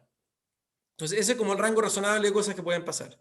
Si nos enfocamos en el más corto plazo, o sea, en el año 2021, lo que tiene este escenario, y de hecho el presidente lo remarcó con mayor claridad, incluso en la entrevista que dio el domingo, en el día de la tercera, probablemente esa normalización en el escenario central, el escenario que consideramos más probable, no comience sino hasta el principio del próximo año, ¿ya? Se ve poco probable que hayan alzas de tasa este año. No es imposible, por eso tenemos un rango, ¿cierto? Y es importante ser transparente en esto. Pero probablemente el escenario, si se da un escenario que hay que subir tasa antes, va a ser un buen escenario. Es un escenario donde hay mayor actividad y por esa razón estamos normalizando antes. Así que en ese caso no sería mala noticia una normalización algo más rápida. Este gráfico también muestra lo que espera el mercado. El mercado, a diferencia de lo que ha sido en otras ocasiones, espera, o esperaba por lo menos hasta antes del IPOM, una normalización monetaria algo más rápida de lo que tiene implícito este corredor que está construido en los escenarios que yo les mostraba. O sea, en el fondo el mercado tenía una visión algo más parecida, si quieren, al escenario de normalización más rápida que nosotros estábamos considerando dentro de los escenarios que tienen algún grado de probabilidad relevante. Esa es una parte de la política monetaria, y la otra parte de la política monetaria tiene que ver con las medidas no convencionales. Las voy a mencionar brevemente. Se basan esencialmente en el programa de créditos que ya les mencioné, la EFSIC, que en su nueva y última encarnación, no quiero decir última, la encarnación más reciente, porque no sabemos si es la última. Lo que hace el programa EFSIC ahora está más bien enfocado en tratar de apoyar el refinanciamiento de deuda. Ya los créditos comerciales se han desacelerado, no esperamos que retomen la velocidad que tuvieron en los peores meses del año pasado, y probablemente estamos entrando a un proceso donde las empresas requieren refinanciar la deuda que ya tomaron, ¿cierto? Porque probablemente los vencimientos que tienen no calzan bien con cómo ha sido la evolución de la pandemia, que se ha demorado más. Tenemos nuevas restricciones que quizás hace un año atrás no se pensaban que todavía iban a persistir a esta altura del partido, y eso implica que los flujos de caja se ven afectados y es necesario que las empresas refinancien. Entonces el gobierno ha adecuado el programa COVID-FOGAPE para eso, y el Banco Central también ha adecuado la línea EFSIC para apoyar el refinanciamiento de empresas. Esta es la última lámina que discute los escenarios de sensibilidad y escenarios de riesgo. ¿Ya? Hablemos ya un poquito de los escenarios de sensibilidad, que son esos escenarios que tienen una probabilidad similar al escenario base. Algunos son positivos, como por ejemplo un mayor dinamismo del consumo, otros son negativos, por ejemplo un mayor rezago del mercado laboral o una mayor lentitud en la recuperación de la inversión. Y también hay algunos escenarios de riesgo. Cuando hablamos de escenarios de riesgo ya nos estamos refiriendo a escenarios más disruptivos, ¿ya? Que tienden a ser escenarios negativos. En general, cuesta imaginarse escenarios muy disruptivos para el alza, que se podrían dar, pero en este IPOM estamos más bien resaltando algunos escenarios, si quieren, como riesgos de cola, como se menciona algunas veces, ¿cierto? Escenarios que quizás no tienen mucha probabilidad, pero de ocurrir podrían tener consecuencias importantes. Como por ejemplo, que la pandemia en el mundo evolucione de manera más negativa, en todo el mundo. Eso podría ocurrir si, por ejemplo, los países emergentes que están mucho más rezagados en el control de la pandemia por las vacunas, tienen mutaciones virales, y esas mutaciones se expanden a otros países y hacen que las vacunas que están hoy día en curso no sean efectivas. Eso ciertamente nos atrasaría al mundo como un todo, y eso sería un escenario bastante negativo. También discutimos un escenario de riesgo que está basado en qué ocurriría si es que este estímulo fiscal que está otorgando Estados Unidos en realidad tiene consecuencias inflacionarias más allá de lo pronosticado, y de alguna manera se desanclan las expectativas de inflación en Estados Unidos. De nuevo, es un escenario no tan probable, pero si ocurriera sería bastante negativo, porque eso implicaría probablemente una reacción negativa a los mercados. Caerían las bolsas, subirían las tasas de interés, habría un flujo de capitales negativo hacia Chile y hacia la región, en general de países emergentes, tendrían menos flujo de capital, tendrían una salida de capitales. Así que ese sería, por cierto, un escenario negativo, pero de nuevo, de momento no lo vemos con una alta probabilidad, pero de materializarse sus consecuencias podrían ser bastante negativas. Bien, termino entonces resumiendo un poco la presentación. La actividad en Chile y en el mundo ha seguido recuperándose, mostrando una mejor adaptación a la pandemia. Pese a las nuevas restricciones que van a reducir la actividad seguramente en lo inmediato, las perspectivas de crecimiento de Chile se elevan producto de esta combinación de elementos que les mencioné. La evidencia preliminar de la cicatriz de la pandemia, pensando en esto que les mostré de la quiebra de empresas, es más positiva que lo anticipado. Vemos una recuperación relevante en la entrada de empresas nuevas y de esas empresas que habían cerrado en forma que terminó siendo transitoria y no permanente.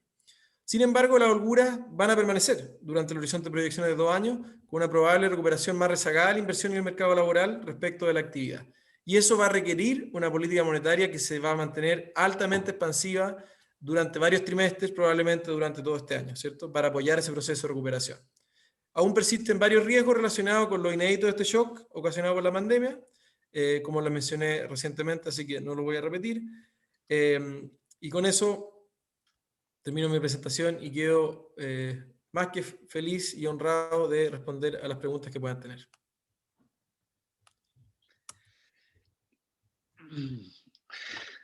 Bueno, se nos ha pasado el tiempo volando, estimado Elías. Ha sido una exposición muy amigable, muy didáctica, inclusive hasta definiendo a veces cuáles son los elementos del gasto que para aquellos que no están acostumbrados se les hace mucho más cercana a la presentación tuya, y te lo agradecemos mucho. Hasta el momento, entonces, voy a proceder ahora a leer las consultas que tenemos. Tenemos 3. La pueden hacer abajo, digamos, de la pantalla vuestra en una pestañita que se llama preguntas y respuestas, y yo las puedo leer acá más directamente. Hay una pregunta de Luis, ¿ya? No aparece su apellido. Dice, ¿cree que si no hay un tercer retiro, habrá un estancamiento en el consumo y una menor liquidez que la proyectada? Comienzo con esa pregunta entonces. Bueno. La respuesta corta es no, ¿ya? Porque las proyecciones en realidad no están contemplando un tercer retiro, ¿ya? Esas proyecciones están construidas con los elementos, digamos, legislativos, si quieres, que hay en este momento. No están basados en proyectos de ley que están dando vuelta, que por lo demás hay varios proyectos de ley de tercer retiro. Pero obviamente el tercer retiro es una posibilidad, ¿cierto? Y eso también es un elemento de discusión interna. Entonces uno puede preguntarse, bueno, ¿qué pasaría con el escenario si hay un tercer retiro, más bien? ¿Ya? Y yo diría que probablemente el escenario no cambiaría mucho, ¿ya? ¿Y por qué no cambiaría mucho? Porque ese tercer retiro Eso se pueden hacer estos cálculos con la información de la Superintendencia de Pensiones. Básicamente, que ya se vio un poco en el segundo, pero se va a ver sobre todo con un tercero, o se vería con un tercero. Ese tercer retiro le daría liquidez principalmente a los niveles de ingresos más altos, porque los primeros quintiles de ingresos, los de ingresos más bajos, muchas personas ya han agotado los retiros, no les queda plata. Entonces, a menos que haya otro tipo de política pública, no le va a llegar plata a esos quintiles. Y esos son los quintiles que mayor propensión a gastar tienen, porque son los que están más necesitados. Entonces, a esos quintiles, si le llegara plata, probablemente gastarían gran parte de ese dinero. En cambio, los quintiles altos, que ya vimos, más de un 60% de esa plata se ha ahorrado, ¿cierto? No se ha gastado todavía. Esos quintiles altos, si le llega un tercer retiro, probablemente van a volver a ahorrarla en algún vehículo de inversión o en el colchón. Así que no vemos la verdad que otra manera de decir esto es que el impacto marginal de más retiros sobre el consumo creemos que es bien limitado. Esto sin entrar a si esto es una buena política pública o no, simplemente como el encuadre macro de corto plazo, yo diría, no creo que se vea muy afectado con un tercer retiro. Por cierto, uno puede tener distintas visiones de esto, ¿no es cierto? Pero esa es la visión que predomina, te diría, en general en el staff del banco, en la discusión que tuvimos en este tipo. Gracias, Elías. Hay varias preguntas. La pregunta de Ignacio Cárdenas dice, una vez que hayamos pasado los altos y bajas de la crisis, ¿cuál sería el crecimiento esperado para Chile una vez que volvamos a la normalidad? ¿Seremos capaces, dice, sin medios asistenciales mediante, dice, superar los indicadores de un 3%, por ejemplo, de crecimiento? Oye, Ignacio, súper buena la pregunta. De hecho, esta misma pregunta nos hizo el Consejo y tenemos que responderla en junio. En el IPOM de junio porque el banco cada cierto tiempo hace una reevaluación de sus proyecciones de crecimiento a largo plazo, el crecimiento tendencial. En el fondo, el crecimiento que no está afectado por el ciclo económico y por lo tanto no está afectado por estas medidas especiales que tú me pides excluir de esta respuesta. Así que ese es el concepto que aplicaría, el crecimiento tendencial. Nuestra estimación actual de crecimiento tendencial está entre 3 y 3,5. Entonces, más o menos el número que está puesto acá en tu pregunta. Claro, la pregunta del $1.000.000 es ¿qué va a pasar con este número mágico, cierto? Y mira, te puedo dar como algunos antecedentes, pero no tengo una respuesta hoy día. De hecho, estamos literalmente analizando esto.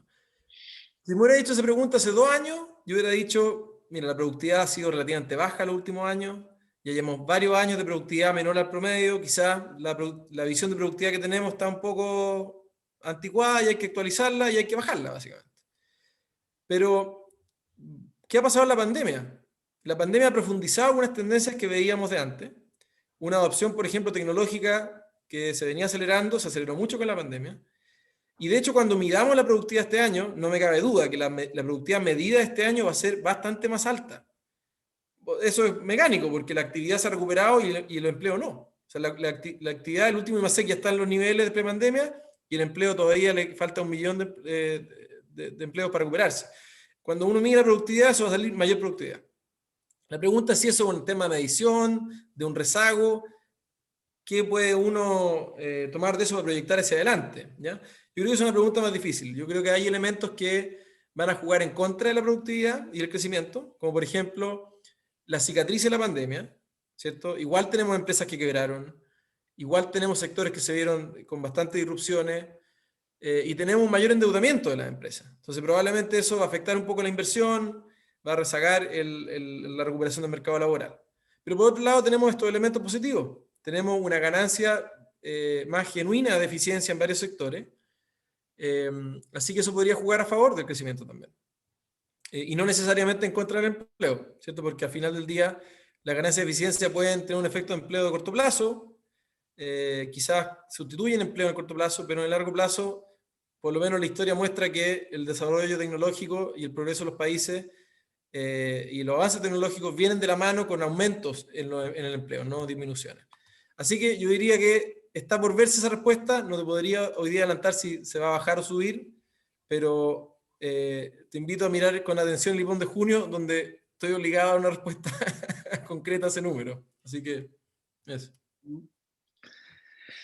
Otra pregunta.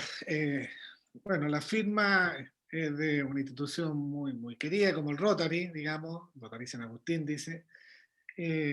¿Por qué debemos tener una inflación de un 3% y no de un 1%?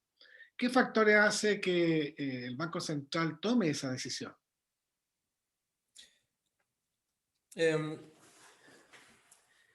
Cuando uno tiene una inflación más alta, y de hecho estamos en una coyuntura que es súper buena para responder esta pregunta. La inflación hoy día en Chile es 3% y la tasa está en 0,5%. Eso quiere decir que la tasa real, la tasa de política monetaria real, o sea, la tasa nominal menos la inflación, es menos 2,5%. O sea, tenemos una tasa real que es negativa. De hecho, eso se ve en varios segmentos de la curva de rendimiento. El precio, las tasas de interés que se transan los bonos, muchos bonos tienen tasas de interés implícitas negativas, tasas reales negativas. Y eso favorece la recuperación económica cuando uno está en una situación de crisis como la que está hoy día, ¿cierto? Porque tasas reales negativas, en el fondo son raras, ¿cierto? Históricamente, y eso en el margen incentiva el consumo, la inversión, el gasto, respecto a una situación donde la tasa es mayor, ¿ya? Supongamos que nuestra meta de inflación no fuera 3, sino que fuera 1. Y en promedio estuviéramos en 1%. Si fuera 1, probablemente la inflación, que ahora está en torno a la meta, estaría en torno a 1%, si la meta fuera 1%. Y eso implicaría que nuestra tasa de interés no sería menos 2,5, sería menos 0,5%. Entonces un impulso real bastante más chico. O sea, seguiría siendo una tasa real negativa, pero no por mucho. Entonces, básicamente la decisión de tener una meta de inflación relativamente, no diría elevada, pero de 3% y no de 0, por ejemplo, no de 1, tiene que ver con eso. Tiene que ver que cuando llega a momentos complicados, dado que el banco no va a bajar la TPM nominal a valores negativos, ¿cierto? Porque generaría una serie de problemas en el sistema bancario, eso.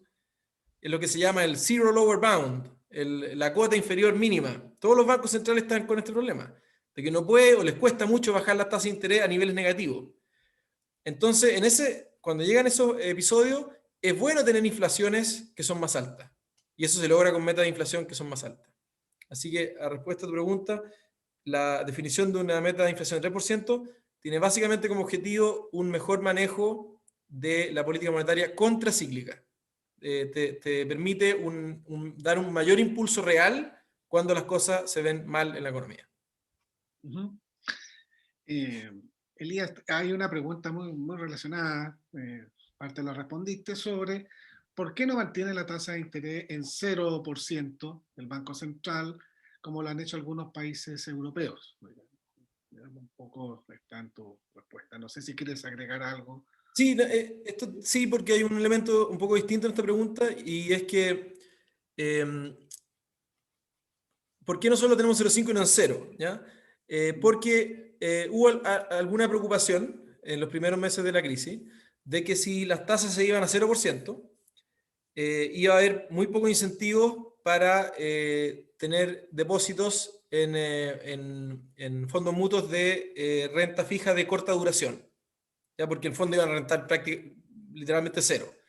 Y esos fondos son una fuente importante de financiamiento de la banca. Entonces, teníamos alguna preocupación de que bajar más todavía la TPM pudiera tener algunas consecuencias de inestabilidad financiera, ¿ya? Y por eso que se decidió dejarla en 0,5. Ahora, en la práctica, la tasa de hecho estaba más abajo de 0,5, porque dado la liquidez que está dando vuelta, las tasas de mercado se han ido más bien a la parte inferior de este rango de TPM, se ha ido a 0,25 la mayor parte del tiempo. Así que, para efectos prácticos, es como que la TPM está en 0,25, en realidad, no en 0,5. Correcto. Juan Ángel Tapia dice, Elías, tengo dos preguntas, por favor. ¿Cómo podemos interpretar el fuerte aumento de los rendimientos de los bonos a 10 años en Estados Unidos? ¿Existe algún riesgo de sobrecalentamiento y reflación en la economía estadounidense? ¿Cómo podría afectar eso a Chile? Esa es la primera pregunta. Mi segunda pregunta es si en Chile ¿existe alguna evidencia de aumento de automatización durante la pandemia en sectores de tareas rutinarias? Lo que podría dificultar que parte de los trabajadores desempleados les dificulte aún más su reintegro al mercado laboral. ¿Dónde se pueden encontrar datos de importación de equipos TICs o de automatización en Chile? Muchas gracias. Esa es la pregunta de don Juan Bien. Ángel. Déjame responder la primera de manera más breve porque un poco ya di algunos elementos de la presentación. El riesgo de sobrecalentamiento en Estados Unidos es un riesgo muy relevante, ¿ya? Y para ponerlo en perspectiva, de hecho hoy día en la tarde tenía una presentación que voy a hablar de eso también, que hay un economista muy famoso que se llama Larry Summers, ¿ya? Que de hecho era decano de la Universidad de Harvard, hasta que dijo cosas desafortunadas y lo sacaron. Pero, Sí, me recuerdo. y en general es una persona que no es tímido para dar su opinión, ¿ya? Y él ha sido un gran impulsor de tener más estímulo fiscal en Estados Unidos, por años, ¿cierto? Y no solamente en Estados Unidos, en la economía mundial. Porque su visión es que las tasas de interés que han estado bajas por décadas se deben a una insuficiencia de demanda, entonces hay que estimular la demanda. ¿Y cómo se hace eso? Bueno, una manera de hacerlo es con política fiscal. Y Larry Summers, el mayor impulsor de la política fiscal expansiva, hace unos días dijo que Estados Unidos está llevando a cabo la política fiscal más irresponsable que se han visto en 40 años. Entonces, si Larry Summers cree que la política fiscal es irresponsable, yo creo que nosotros deberíamos preocuparnos, porque es el campeón de la expansión fiscal, ¿ya? Y este tipo es demócrata, o sea, era advisor de Hillary Clinton, no es del Partido Republicano que no quiere, que está en oposición al paquete. O sea, este tipo, de hecho, recibió mucho fuego amigo de sus colegas, también demócratas, que le decían, escucha, Larry, no estáis embarrando la fiesta. Po. Pero esa es la realidad, porque, chuta, 25% del PIB. 25% del PIB es 5%, más de un cuarto del PIB, ¿ya? Porque es más del 25%. Así que ese riesgo es muy real. Y por ahora no se ha visto todavía materializado en expectativas de inflación muy elevadas. Las expectativas de inflación se han elevado, pero se han básicamente alineado con la meta, porque previo a esto estaban bajo la meta que tiene la Fed, que es en torno a 2%. Ahora están alineadas con la meta. Pero hay harta gente que está nerviosa, ¿ya? Todavía no se ve reflejado, por ejemplo, en las bolsas. O sea, la bolsa todavía tiene un encuadre donde esto va a salir bien. ¿Ya? Hay más actividad, pero no hay mucha inflación y la Fed puede seguir con las tasas bajas. Si uno mira las minutas de la Fed, la Fed elevó las proyecciones de crecimiento muchísimo, elevó un poquito las proyecciones de inflación y en absoluto sus proyecciones de tasa. ¿Ya? O sea, la Fed dice, no vamos a subir las tasas. Entonces yo quiero que nos manden el modelo macro que tienen ellos para poder correrlo yo y decirle lo mismo al Consejo. Proyectamos actividad entre 6 y 7% este año, pero no hay que subir la tasa en 3 años más. Imagínense. O sea, ¿quién cuadre macro da eso? El de ellos da eso, pues, no sé cómo. Entonces la gente está nerviosa. Todavía no se refleja en precio de mercado. Yo diría que no es el escenario más probable, ¿ya? Porque la inflación tiene buenas razones de por qué ha permanecido baja por mucho tiempo y si hay una aceleración probablemente sea transitoria. Pero de que la preocupación existe, existe. Y de hecho diría que es la preocupación más relevante hoy día en los escenarios de riesgos que discutí. Déjame ir a la segunda pregunta, que era... respecto a la evidencia de la automatización en Chile, esto también va a ser parte de este estudio que les estaba comentando que tenemos que hacer para junio, ¿ya? Porque con los microdatos, esto también se puede pesquisar mucho mejor. ¿Ya? Por ejemplo, nosotros sabemos, en los microdatos no tenemos la identidad de las empresas, ¿ya? Ni de las personas, por cierto, son puros datos denominados. Pero nosotros sabemos, por ejemplo, que el tamaño de la empresa, sabemos cuánta gente contrata, cuánto les paga, en qué sector está, y sabemos a qué empresas les compra cosas y a qué empresas les vende cosas. Tenemos todo el network de empresas en los datos de servicio punto interno. Entonces, por ejemplo, uno puede identificar empresas que se dediquen a tecnologías de la información o que vendan bienes de capital de cierto tipo. No sé, robots, punto tú, no sé. Este tipo de cosas se puede identificar. Entonces uno con eso puede identificar si las empresas están comprando ese tipo de cosas. O sea, cuánto se está invirtiendo en tecnología, cuánto se está invirtiendo en automatización. Y eso se puede hacer porque los datos son bien increíbles, los datos que existen acá. No solamente se muestra quién le compra a quién y cuánto valen las cosas que se están comprando, La factura electrónica describe lo que se está comprando. Lo describe, ¿ya? O sea, dice, le estamos comprando una Coca-Cola. Ahora, no siempre dice Coca-Cola, a veces dice una CC, o una cola, o una coca. Entonces, uno tiene que hacer un trabajo de datos para poder identificar esa cuestión, ya no es automático. Pero se puede. Es un trabajo largo, lo estamos haciendo, y esa es una de las principales preguntas que tenemos. O sea, primero, ¿se ve realmente una automatización más significativa? Que mi sospecha es que sí, y eso es previo a la pandemia. La pandemia tiene que haber acelerado eso. La pregunta más difícil y más interesante es, ¿cómo conversa esto con el mercado del trabajo? ¿Esto va a ser sustituto del trabajo o más bien va a ser un complemento del trabajo? Y eso, bueno, cuando tenga la respuesta, estaré feliz de compartirla, pero no tenemos esos datos todavía, estamos estudiándolo. Bueno, Romy Bernales Díaz nos deja la siguiente pregunta. Dice, ¿cuáles fueron las actividades que más efectos negativos tienen en nuestra economía debido a esta crisis?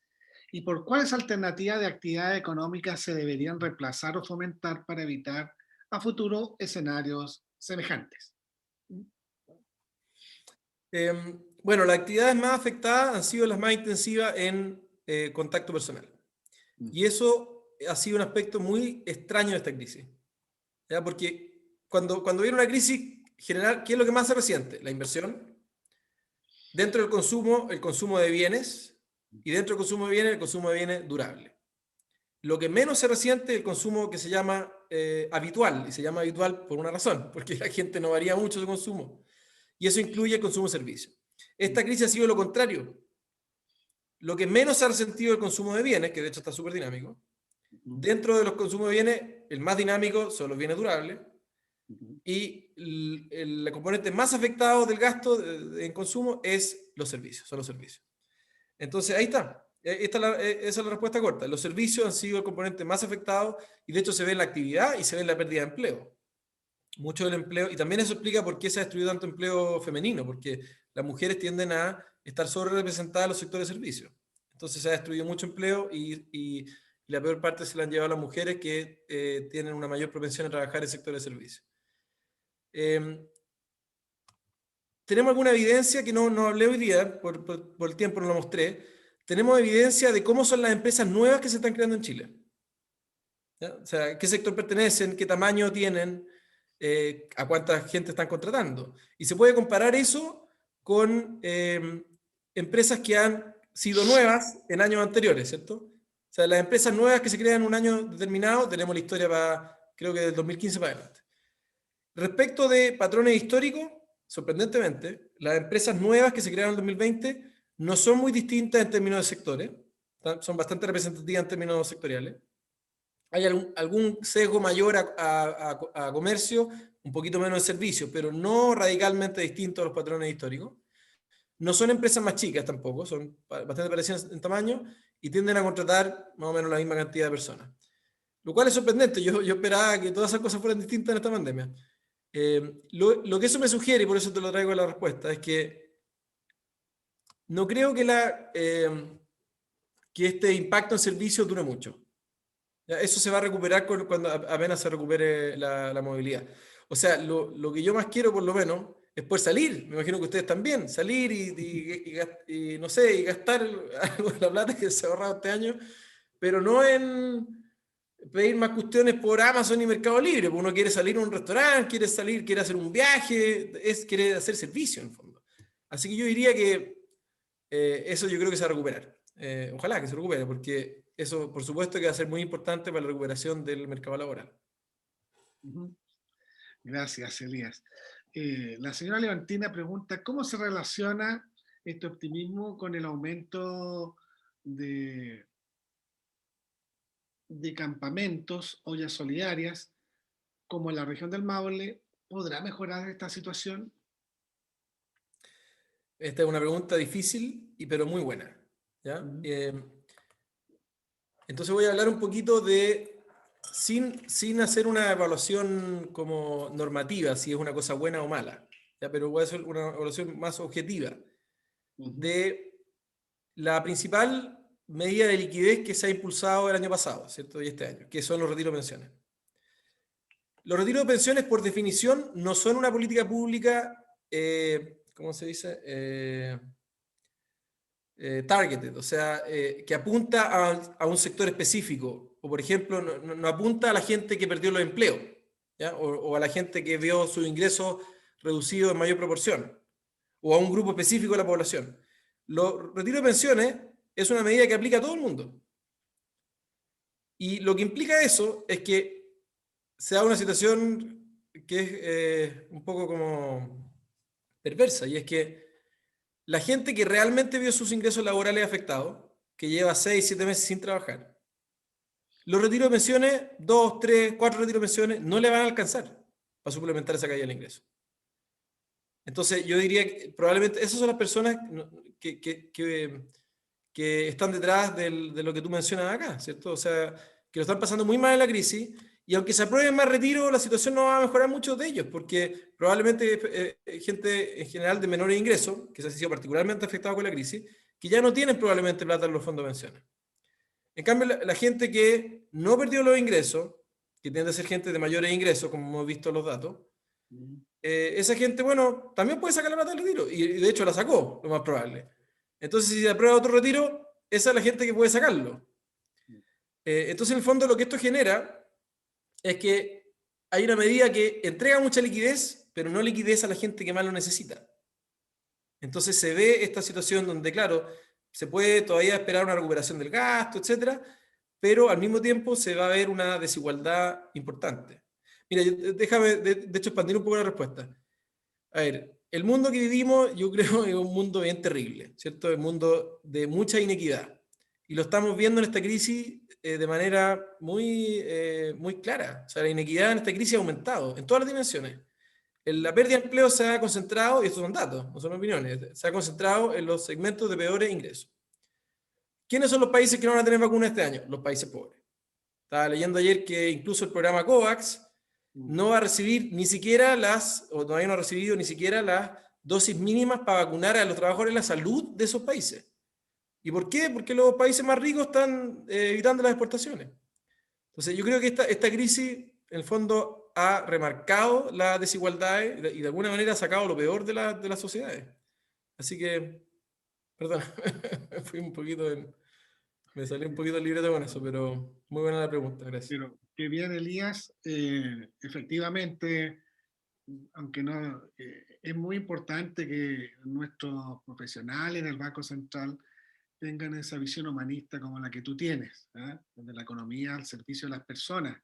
Y bien señalas tú al final una frase muy bonita de Albert Camus, o de Albert Camus, cuando dice que las pandemias sacan lo mejor y lo peor de las personas, y por lo tanto a veces estas situaciones, digamos, dolorosas ocurren para otros continentes. Don Raúl Arenas dice, si no se cumplieran las proyecciones de crecimiento mencionadas, ¿cuál sería el peor escenario que pudiéramos enfrentar? Algo dijiste también en la presentación. Sí. Mira, como cuando pienso en escenarios con algún grado de probabilidad, ¿ya? O sea, que no es una cosa que uno puede desechar como cosa improbable. Y me trato de imaginar en qué escenario podría yo estar en diciembre o el próximo año si me invitan de nuevo. Y les presento el IPOM y digo, chuta, la embarramos, ¿ya? Porque en realidad no crecimos entre 6 y 7, crecimos 4 o crecimos 3. Eso sería malo, porque básicamente implicaría una contracción importante de los niveles que estamos hoy día. Entonces yo me imagino dos escenarios. Un escenario es un escenario donde algo pasa en términos de la pandemia a nivel mundial, ¿ya? Y básicamente tiene que ver con las mutaciones virales. O sea, si hay una mutación viral más relevante que no reacciona a la vacuna, bueno, por un lado el mundo tiene, la ciencia ha avanzado mucho con esta pandemia y hoy día se pueden hacer vacunas más rápido, pero no se hacen de manera instantánea y ciertamente no se distribuyen de manera instantánea, ¿ya? Yo no sé si Chile en esa segunda ola va a tener la delantera que tiene hoy día. Ya capaz que quedamos más rezagados en un montón de países. Entonces, chuta, ese sería un año súper distinto. Ese sería un año, en realidad, el tercer trimestre, en vez de abrirnos, estamos de nuevo en cuarentena. Oh, eso sería terrible. Entonces, puede pasar, pero quizás, bueno, toco madera aquí, pero ojalá que no pase ese escenario. No creo que tenga tan alta probabilidad ese escenario, ¿ya? En general se está viendo una buena reacción de los contagios en los países que se han vacunado y en los segmentos etarios que se han vacunado, pese a que hay mutaciones. Ojalá que se mantenga eso. El otro escenario que se podría dar negativo es que, eh, bueno, que la economía se reabra, pero nos demos cuenta de que las cicatrices de que dejó la crisis son peores de lo que pensábamos. Y quizás estoy siendo muy optimista en mi presentación. Y quizás esas empresas que volvieron están para el gato. Llegaron, pero están súper mal, están endeudadas, están con la mitad de la gente, bueno, eso no es así porque eso ya lo podemos medir, pero están con menos empleo y no están dispuestas a contratar más gente y están ahí al 3 y al 4 y el próximo, que no sé, los próximos 2 trimestres capaz que desaparezcan de nuevo. Podría pasar. Ese sería también un escenario malo. Ya sería un escenario donde pese a que por la parte sanitaria las cosas andan bien, la economía como que perdió mucha capacidad de crecimiento, ¿cierto? En ausencia de nuevas medidas, digamos, nuevas medidas ya sea fiscales, legislativas o nuevas medidas monetarias que impulse el Banco Central. Claro, ese sería un escenario más negativo también. Nos quedan todavía algunas preguntas. José Campuzano pregunta, ¿usted cree que Chile será el país de América Latina que mejor saldrá económicamente hablando de la pandemia? Yo creo que con los antecedentes que tenemos hoy día, sí, porque está muy relacionado con... A ver, todos los países, no sé si todos, pero muchos países de Latinoamérica han mostrado una buena capacidad de adaptación a la pandemia. Eso es un fenómeno general. Y también otros países, igual que Chile, van a enfrentar un mejor impulso externo. También es un antecedente que se repite en varias economías.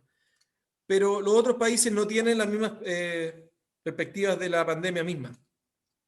O sea, si bien Chile está súper mal todavía en contagio, nosotros estamos viendo la luz al final del túnel. Tenemos un programa de vacunación que funciona bien. Afortunadamente las vacunas se hacen en China y no en Alemania, mira quién diría. Porque si se hiciera en Alemania, capaz que la zona de euro prohibiera su exportación y ahí estamos sonados. Tenemos los contratos y no llegan las vacunas. Los chinos hasta ahora se han portado bien, no han cortado la vacuna. A ver, yo creo que lo veo difícil que los chinos nos corten la vacuna, porque ellos no tienen mucho contagio y ellos también están jugando un juego como más geopolítico. ¿Ya? O sea, a ellos les conviene que los otros países estén en su deuda. Deuda, o sea, tenemos contratos, vamos a pagar por las vacunas, pero igual el hecho de que no las cortaron mientras los otros países la cortaron, de alguna manera nos deja un poco como bien predispuestos hacia los chinos. Y los chinos están jugando ese juego con todo el mundo, así que no creo que corten las vacunas por esa razón. Así que yo creo que de acá a julio, esto es una opinión más personal, ya no está dicho en el IPOM de manera explícita, pero yo creo que de acá a julio vamos a estar con la economía reabierta y prácticamente no va a haber pandemia. Ojalá, toquemos madera. Y eso no creo que sea la situación de los otros países en Latinoamérica. Perfecto. Gracias. Marcos Villena nos hace la siguiente pregunta. ¿El aumento de eficiencia y adaptación tecnológica por parte de la empresa hará que afecte la recuperación del desempleo? ¿Invita a los procesos productivos que se están automatizando y adaptando a tecnología? ¿Creará fricciones a largo y mediano plazo en la recuperación del empleo en Chile? Yo creo que en el corto plazo es probable que sí. Es probable que lo que estamos viendo, de hecho, que se ha recuperado la actividad, pero no el empleo en la misma magnitud, en el fondo está reflejando esto. Está reflejando que había una adaptación y parte de esa adaptación, por ejemplo, no sé, en el sector de comercio. El sector de comercio ha tenido un tremendo crecimiento desde el segundo semestre del año pasado, pero el empleo de comercio todavía no vuelve a niveles prepandemia. Entonces puede haber algo más como estructural. O sea, sin duda, o sea, la gente está comprando más online y menos presencial, y eso va a perdurar incluso cuando la pandemia se termine. Entonces, probablemente va a haber ajuste en algunos sectores. Ahora, en el largo plazo, mediano largo plazo, en general, el progreso tecnológico lo que hace es que es complementario al empleo, no es un sustituto del empleo. De nuevo, en el mediano plazo, eso se puede demorar. Ahora, ¿cuánto? ¿En qué sectores va a ocurrir eso? Es una pregunta súper relevante y de hecho, como les mencionaba creo antes, es una cosa que estamos tratando de responder y en ese sentido los microdatos van a ser muy, muy útiles para poder responder eso. Correcto. Nos quedan solo 3 preguntas. He dejado a Luis al final porque ya hizo una pregunta. Entonces vamos a plantear la pregunta de don Helmut Grunet. Y él plantea lo siguiente. ¿Cree usted que se pierde la autonomía del Banco Central con la formulación de una nueva constitución? Y si perdiera su autonomía, ¿cómo piensa que repercutiría en la economía chilena a corto y largo plazo? Chuta. Buena pregunta, ya voy a tratar de responderla sin salirme mucho del libreto. Yo no creo que se pierda la autonomía del banco, y la razón, y acá voy a parafrasear al presidente, lo cual siempre es bueno para no meter las patas, al presidente del banco. La autonomía del banco ha funcionado, Sí. y la gente así lo reconoce. Entonces yo no creo que sea un punto de batalla muy saliente en la discusión constitucional. O sea, pues seguramente, claro, se va a mencionar, hay que darle un nuevo rol al banco en la Constitución, pero yo dificulto que, lo veo muy poco probable, que algo que ha funcionado bien, o sea, que ha funcionado súper bien. ¿Cuál ha sido la inflación promedio de Chile en los últimos 20 años? 3%. Tal cual. 3%. 3,1 puede ser. No sé. Capaz que haya, puede que haya sea, un poco menor por los últimos años, pero 3%. O sea, la cuestión ha funcionado. Y de hecho, esto es interesante porque ha funcionado tan bien que dejó de ser un tema. La inflación dejó de ser un tema. Cuando yo le hago esta presentación, yo le aseguro que los bostezos se lo mandaron en la lámina de la inflación. Esa parte lo embala mucho porque entretenido hablar de la actividad, la demanda, el empleo. Y luego la inflación y es como, bueno, whatever. La inflación igual es baja. Pero es baja porque se hace todo este trabajo para que sea baja. Entonces, yo diría que lo único que puede dificultar esto es que a veces, como la inflación alta es de otra época, mucha gente no tiene en la cabeza la importancia de controlar la inflación. ¿Ya? Entonces, eso puede ser el único elemento que diga, oye, pero ¿para qué es importante tener un banco central independiente? Como que haya un poco de quizás de ignorancia o de poco conocimiento, porque la inflación está controlada hace mucho tiempo. Pero igual yo creo que en este sentido lo veo muy difícil de que las voces que son contrarias a la autonomía del banco sean lo suficientemente fuertes, digamos, y dominantes en la conversación para que eso ocurra. Ahora, la segunda pregunta, ¿qué es lo que pasaría? Chuta. Veamos lo que ha pasado en otros países. Episodio junio del 2018. Todavía la economía mundial bastante bien, con algunos sustos de la guerra comercial de esa época, no sé si se acuerdan. Sí. Se da una conferencia de prensa donde está el presidente del Banco Central, que es supuestamente independiente, porque estaba ya el gobierno de Macri, que había vuelto a la independencia supuestamente del Banco Central. Y en la conferencia de prensa está el gobernador del Banco Central de Argentina y el ministro de Finanzas de Argentina. Y el ministro de Finanzas de Argentina dice que el Banco Central no va a poder cumplir su meta de inflación y va a tener que posponerla a los siguientes años. Nótese que digo, el ministro de Finanzas dice esto, no el presidente del Banco Central. El presidente del Banco Central, les pido que la vean en YouTube esa presentación, es bien, bien increíble. Está escondido en una esquina de la mesa. Entonces, esa conferencia de prensa, que es, la verdad, uno de los mayores desastres comunicacionales en términos de política macro de los últimos tiempos, ¿qué es lo que le dijo al mercado? Le dijo, el Banco Central Argentino no es independiente, porque el que está haciendo el anuncio no es el presidente del banco. No es una decisión que él tomó. Día siguiente empieza la salida de capitales de Argentina. Día siguiente. No estamos en una crisis, o sea, el resto de los países también. El peso argentino empieza su depreciación, se depreció más de 100%. Les doy otro caso. El presidente de Turquía, hace 2 semanas atrás, despidió al presidente del Banco Central de Turquía, que es como el tercer presidente que pasa por el Banco Central. La lira también se depreció, el mercado financiero en Turquía hecho pedazos. Estos son datos, estos son evidencias, son ejemplos. Entonces, ¿por qué lo menciono? Porque yo la verdad no tengo ninguna duda. O sea, si el Banco Central se hiciera dependiente, de nuevo, la reacción de mercado sería violenta. Sin duda, porque sería una cosa que nadie espera. Sería como desarmar un mono que ha funcionado bien.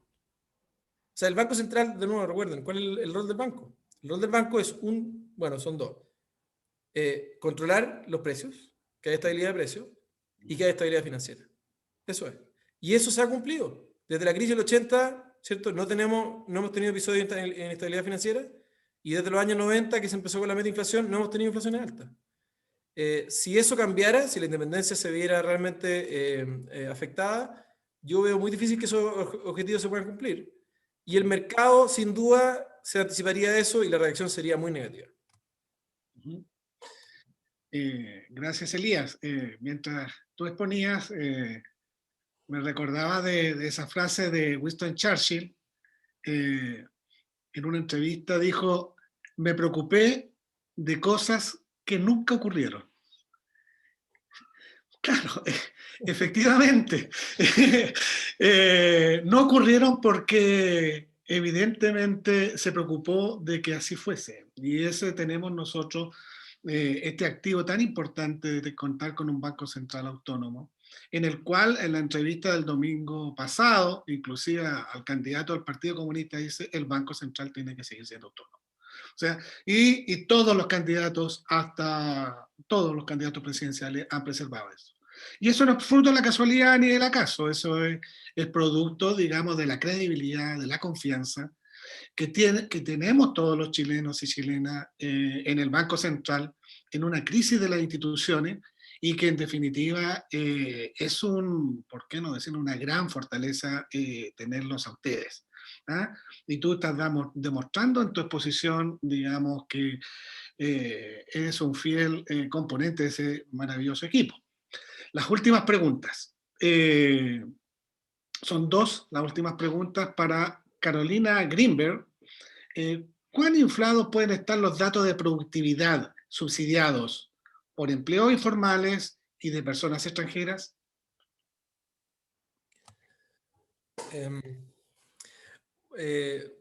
Buena pregunta. A ver, de partida, no existen datos de productividad. La productividad tiene que calcularse. Y no es obvio cómo se calcula la productividad.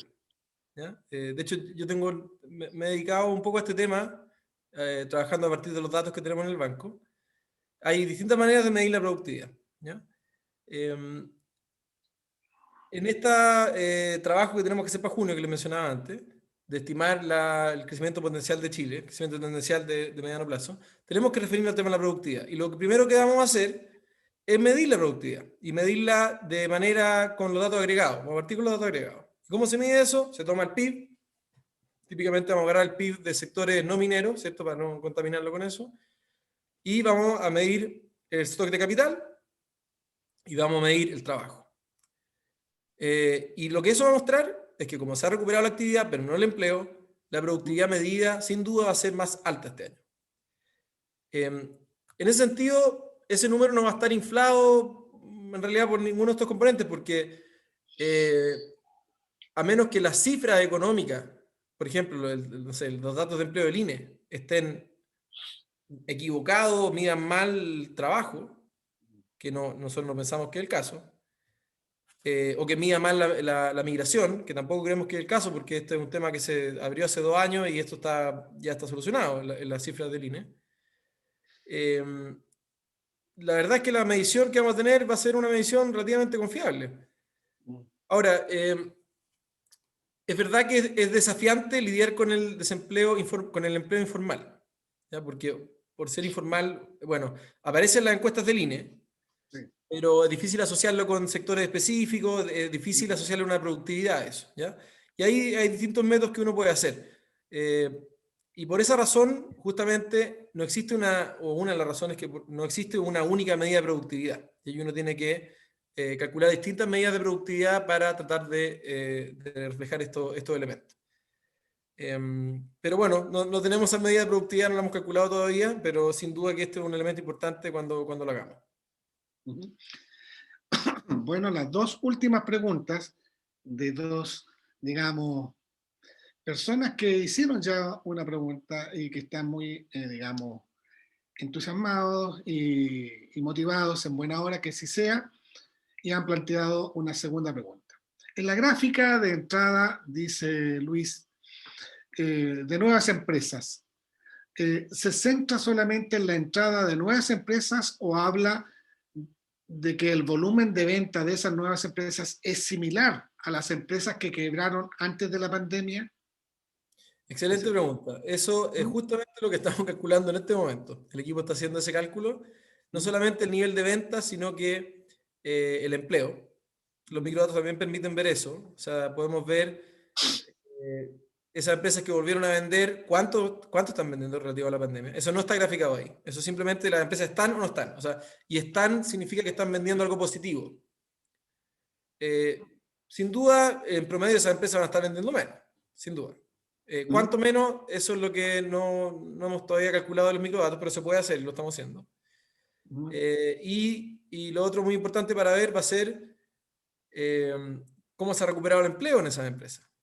Otro antecedente importante es cuánta deuda tienen las empresas, cuánto más deuda tienen. También se puede calcular con los microdatos.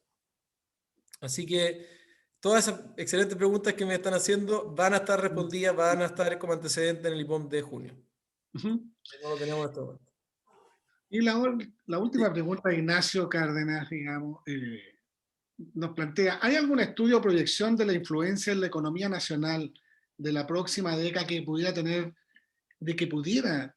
el desarrollo de las energías renovables, especialmente, dice, el hidrógeno líquido? Muchas gracias por esta pregunta, porque este es uno de mis temas que más cariño le tengo. A ver, yo creo que Chile es un país que está privilegiado en la transición energética que nos toca hacer. Entonces los invito a que después de la presentación o cuando tengan un minuto, busquen en Google, pongan Solar Radiation Map. Mapa de radiación solar. Busquen eso en Google. Le va a aparecer un mapa, pongan imágenes, y le va a aparecer una imagen de cómo es la radiación solar en el mundo. Entonces, en las zonas que hay poca está como con color amarillo, donde hay harta rojo, y donde hay mucha, se pone negra la figura. Chile, el desierto de Atacama, es el lugar del mundo que tiene mayor radiación solar. No el segundo, no el tercero, el de mayor radiación solar de todo el mundo. Entonces, yo creo que es imposible que en este proceso de transformación energética que va a vivir el mundo en los próximos 20, 30 años, Chile no juega un rol esencial. O sea, porque es como que descubrieran un nuevo mineral, ¿me entendí? Que todo el mundo quiere. O sea, es lo mismo. O sea, nosotros tenemos una capacidad de producir energía que es única en el mundo. Entonces, si esa energía la vamos a poder exportar, ya es otra pregunta, pero por lo menos para satisfacer la demanda energética interna, chuta, tenemos una posición realmente privilegiada. Entonces, no sé si han visto estas plantas nuevas, que no son de paneles solares, sino que son de concentración solar. Son unos espejos. Son como una especie de lupa, ¿cierto? Que concentran la energía en una torre, se le da no sé cuántos grados Celsius a esa cuestión, calienta unas sales y con eso se genera energía. Yo creo que acá hay una área de desarrollo muy interesante para el país. Tiene una ventaja comparativa muy interesante. Ahora, el Banco Central no está metido en el tema de desarrollo económico, ¿cierto? El Banco Central trata de hacer proyecciones, trata de estimar el crecimiento potencial, etc. El Banco Central no está tan involucrado en el diseño o más bien nada involucrado en el diseño de políticas públicas, esos son de otro organismo de gobierno. Pero el banco sí tiene la responsabilidad, y está en nuestro mandato, tener una visión de para dónde va el desarrollo económico. O sea, y de hecho, en relación a esta pregunta, nosotros estamos empezando ahora, de hecho hace un par de semanas contratamos a la primera persona que es experta en cambio climático, porque tenemos que empezar a hacer proyecciones económicas de mediano plazo que incorporen la gran pregunta, el gran desafío que tiene que ver con el cambio climático. ¿Cuáles son los problemas físicos, los riesgos físicos del cambio climático? ¿Cómo nos va a afectar como país? Dado eso, y que va a haber regulación sin duda en los próximos años de esto, y va a haber probablemente algún tipo de precio al carbono, a la emisión de carbono, bueno, ¿cuál es el impacto en la economía de eso? ¿Cuál es el impacto por distintos sectores? Esa es una investigación que es más de mediano plazo, pero ya se definió de hecho se había definido justo antes del COVID, empezar con esta investigación, y el COVID como que nos obligó a aplazar un poquito esto. Pero el banco está empezando con este desafío. Va a ser un lindo desafío y esperamos tener más antecedentes para compartir en futuros informes de política monetaria. Ujú. Elías, qué magnífica exposición hemos tenido hoy día, tan cercana como lo señalé, y tan profunda a la vez, y con los detalles que se precisan para poder comprender mejor el desempeño de nuestra economía, y las perspectivas que, que abrigamos para el futuro. Quiero agradecer en nombre de la Junta de Adelanto del Maule, que tengo el honor de presidir, eh, vuestra magnífica presentación, pero también a tu equipo, al equipo de la división. ¿Eh? Por cierto que también a Carolina Besa, también a Paloma Navarro, a Víctor Mix. eh, y hay otros amigos que esta vez no han estado, que a veces venía prensa, venía el fotógrafo Darío, en fin. Eh, y muy en especial también a mi amigo de tantos años, a Mario Marcel, que estábamos antes en comisiones, antes que fuera a la OSD, antes que fuera, digamos, que también es hijo inmigrante, en este caso, no vasco, sino que catalán, ¿no es cierto? Su segundo apellido, digamos, su papá y su mamá. Entonces, son ustedes para nosotros, para nuestra Junta, aliados estratégicos. Es una relación que hemos cultivado en los últimos 10 años y un poco más, en forma muy intensa. Y nosotros también tenemos un magnífico equipo, a nuestra gerenta, la señora Jimena, y un directorio donde están empresas importantes. Está Agua del Nuevo Sur, está también Enel, eh, pero también aliados, amigos de la Universidad Católica del Maule, de la Universidad Autónoma también, y por cierto, de la Universidad de Talca, eh, que es mi universidad, y que allí está la Facultad de Economía y Negocio. Me envió un WhatsApp el decano que está haciendo clase. Tú sabes lo que hace clase, no te puedes mover ni tomar celular. No sé cómo lo hizo, envió un WhatsApp enviándote a ti un afectuoso saludo, agradeciéndote esta magnífica exposición que le comenté por WhatsApp rápidamente, eh, y que, por cierto, que vamos a tener el video. Nosotros tenemos acá un doctorado, creo que es el único entre Santiago y Concepción, parece ser, si no la Araucanía, un doctorado en economía, y que, por cierto, nuestros estudiantes de pre y posgrado les va a ser muy útil también. En definitiva, gracias a ustedes, y esperamos encontrarnos muy pronto, y nos vamos muy esperanzados al ver la calidad de profesionales como tú, que tenemos un futuro, por lo menos en el Banco Central, sostenible en calidad, y por cierto, eso es muy bueno para nuestra sociedad y para nuestro país. Muchas gracias, Elías, que tengas un buen día, y nos vemos, ojalá, el próximo año. Ojalá, pues muchas gracias, Jorge. Muchas gracias por tus cariñosas palabras. Y Gracias. muchas gracias a todos por las preguntas. La verdad que muy buenas preguntas, muy entretenida la discusión. Y ojalá me inviten de nuevo. Sí, sí, sí, va a estar invitado sin duda. De estar de nuevo. Muchas gracias. Chao, Elías, gracias. Nos Chao, que vemos. estés bien. Chao, chao, chao. Chao.